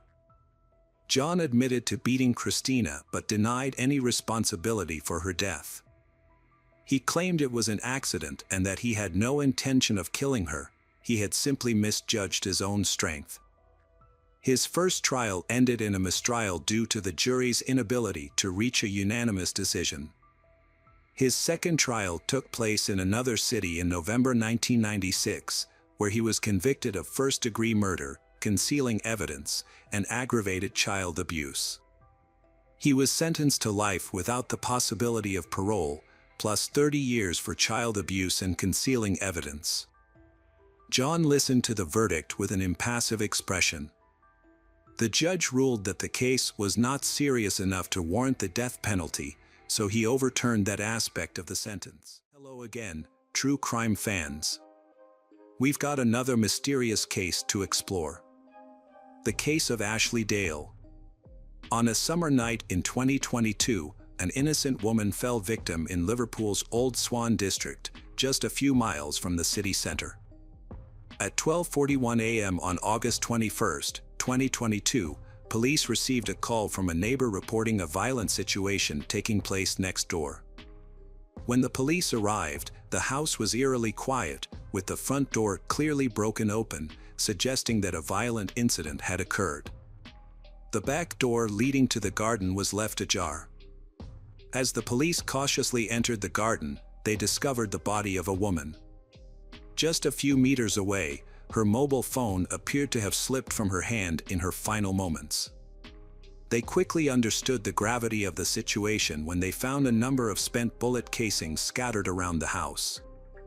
While one officer was investigating the crime scene, other officers arrived, waking several neighbors with the noise. Neighbors reported hearing gunshots coming from the house, while others said they heard screeching tires and car alarms going off hours before the incident. The tragic event left everyone in the area shocked. Neighbors helped the police identify the victim as 28-year-old Ashley Dale. Ashley grew up in a close-knit family and was the oldest of 3 siblings. In 2015, her younger brother was mistakenly murdered by a gang at the age of 16. Ashley was deeply affected by the death of her younger brother, which changed her outlook on life. However, she persevered, using her grief as motivation to study and eventually earn a degree in environmental conservation. This achievement led to a fulfilling career as an environmental conservationist, where she thrived and earned the respect of her colleagues. They admired not only her dedication to her work but also her genuine compassion for those around her. In her role, Ashley focused on various projects to improve living conditions and public health in the city, establishing herself as a hardworking, intelligent, and goal-oriented person. In her personal life, Ashley Dale cherished time with her family, friends, and dog. Her loved ones described her as intelligent, kind, and caring. Despite her difficult past and the pain of losing a loved one, she moved forward with determination and succeeded in her path. However, things became more complicated when she started dating Lee Harrison, a man with deep ties to the criminal world. His connections to gangs caused serious concerns for Ashley's family, who feared for her safety. Although Ashley believed that Lee was gradually changing, she still trusted him. Lee Harrison, a 28-year-old man from Liverpool, was deeply involved with many gangs and banned substance trafficking. He was particularly close to Neil Berry, a local banned substance dealer. However, their friendship began to decline in 2018 due to issues related to banned substance and trust. That year, Neil was robbed of $50,000 worth of banned substance hidden in his home in an incident orchestrated by a rival gang. Neil suspected that Lee Harrison may have informed his rivals about the incident. Although Lee denied any wrongdoing, their relationship soured, turning them into enemies. In June 2022, Lee Harrison and Ashley Dale bumped into each other at the Glastonbury Festival, rekindling old feelings. However, they also encountered a member of Neil's gang, leading to a violent brawl due to their rivalry. Neil, who was at the festival, threatened to stab Lee the next time they encountered each other. The following day, police arrested Neil and his friends for his threatening behavior. Luckily for Neil, a friend of his took the blame when a knife was found next to Neil's passport, claiming it was his. The friend, James Witham, was later arrested on suspicion of carrying a weapon, but despite the police involvement, tensions remained high following the Glastonbury incident. Ashley's life changed dramatically after that. The encounter with the gang left her feeling paranoid and fearful. Over the following weeks, her concerns about physical threats from Neil Berry grew. Not only had he threatened them during the festival, but he had also warned that he would show up at their home address. This terrifying prospect had a profound effect on Ashley, and she confided in her best friend. She expressed her anxiety in a text message, saying she can't stop thinking that something is wrong. As her anxiety grew, Ashley reached out to several friends for support. In another message, she described how distressing the situation had become and how it was affecting her mental health. Despite her efforts to calm herself, Ashley couldn't shake the feeling that something worse was ahead. Unfortunately, her intuition was correct. On the evening of August 20th, 2022, Ashley posted a photo of herself relaxing on the couch, completely unaware of what would happen after dark. Then, her car alarm suddenly went off. It was her car, but she ignored it. Frustrated, she continued to enjoy the evening and texted a friend about the siren going off again, assuming it was because of the rain. The message seemed normal, but there was a paranoid undertone. That night, she sent another message saying, "She don't know, but it looks like someone is outside." Over time, Ashley's anxiety increased, and her car alarm went off again, reinforcing her belief that someone was outside and that something was seriously wrong. On the morning of August 21st, the doorbell rang, and Ashley sensed that it was bad news. The sound echoed through the quiet house, and suddenly, the door swung open, revealing an armed man standing in the doorway. He acted quickly, opening fire without giving her a chance to react. In a panic, Ashley grabbed her phone and ran out the back door.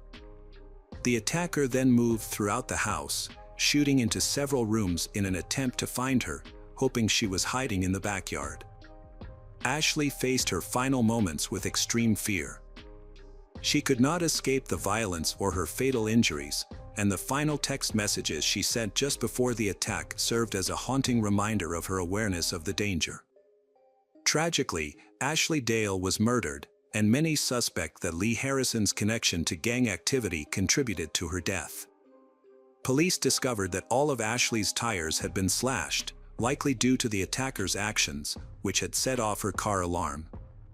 Police believe this was a deliberate attempt to lure Ashley and Lee Harrison away from their home. When her family heard her last text message, they were devastated to realize that she had sensed something was seriously wrong. Fortunately, Ashley's text message contained vital information that would help solve her murder. Police now need to piece together the evidence. However, the investigation remains tense and complicated, especially because of her boyfriend, Lee Harrison. He happened to be absent during the shooting and was very unwilling to cooperate with the police, even refusing to testify. When he was brought in for questioning, he chose to remain silent, which hampered the investigation. He changed his mobile phone number and shunned Ashley's entire family, leaving them devastated. Lee's lack of empathy only increased concerns about his possible involvement in her death. Police were surprised to discover that shortly after Ashley's death, he had gone on holiday and left the country. This raised suspicions among the police, who wondered if he had done this to avoid prosecution. While he was on holiday, they focused on the events that took place on the night of August 20, 2022. Surveillance camera footage showed them entering a store. After making a purchase, they left and got into a gray Hyundai i3. This car later became key evidence, as another surveillance camera recorded it near Ashley's home earlier that day.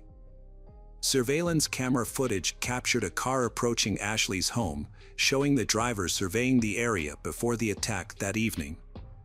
James Witham and Joseph Pierce approached Ashley's Volkswagen parked outside the family home and punctured the tires in order to set off the alarm. They attempted to lure Lee or Ashley out, but neither responded. Frustrated, they decided to retreat and come up with a new plan, which went badly wrong. An hour later, both men returned to Ashley's home, but this time one of them was armed, indicating their violent intentions. They broke into the house by forcing down the front door and saw Ashley running toward the back door. When she reached the garden door, James fired 8 shots from his pistol, hitting her in the back. After watching her fall, he went upstairs and fired 5 more shots into an empty bedroom, possibly as a threat.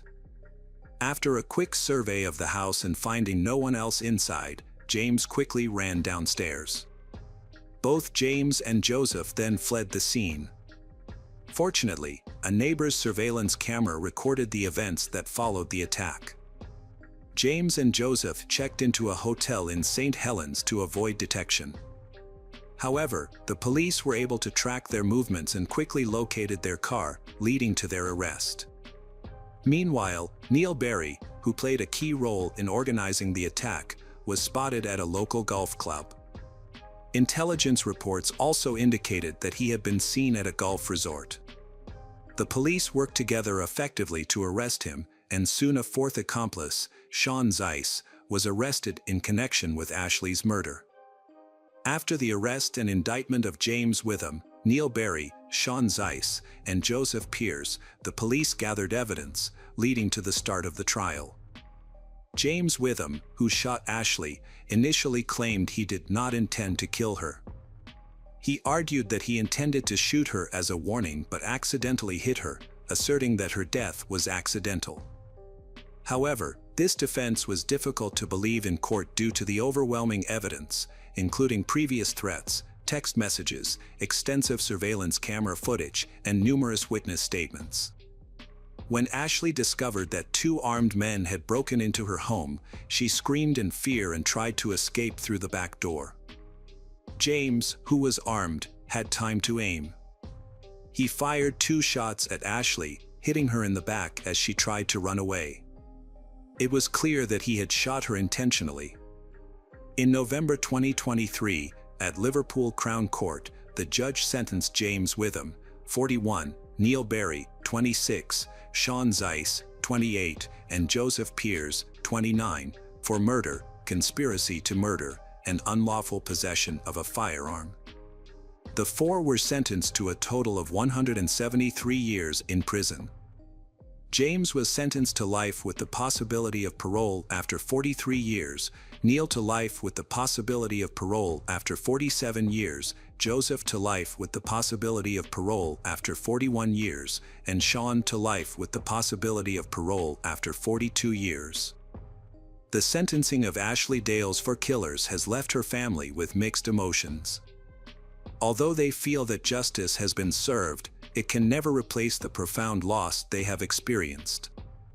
Ashley Dale's tragic death has left her family in a state of grief. Ashley's mother described the loss as life-changing. Adding to their grief, Ashley's younger brother was killed by the same gang. Her father lamented, "Ashley, the eldest of my 3 children, and my son are now both gone." Despite the loss, the family has become advocates against gang violence, working to unite the community and provide support through memorials for Ashley. Meanwhile, Ashley's boyfriend, Lee Harrison, has faced no consequences and remains at large. Even after his girlfriend was murdered, he continued to sell banned substance for profit. Gun violence in the UK is low, with one of the lowest gun-related homicide rates in the world. Despite a population increase since 2011, the average number of gun homicides in the UK remains at 29 per year. The level of gang violence in the UK has only increased in recent years, possibly due to poverty and lack of education. The situation in the gang world is not improving.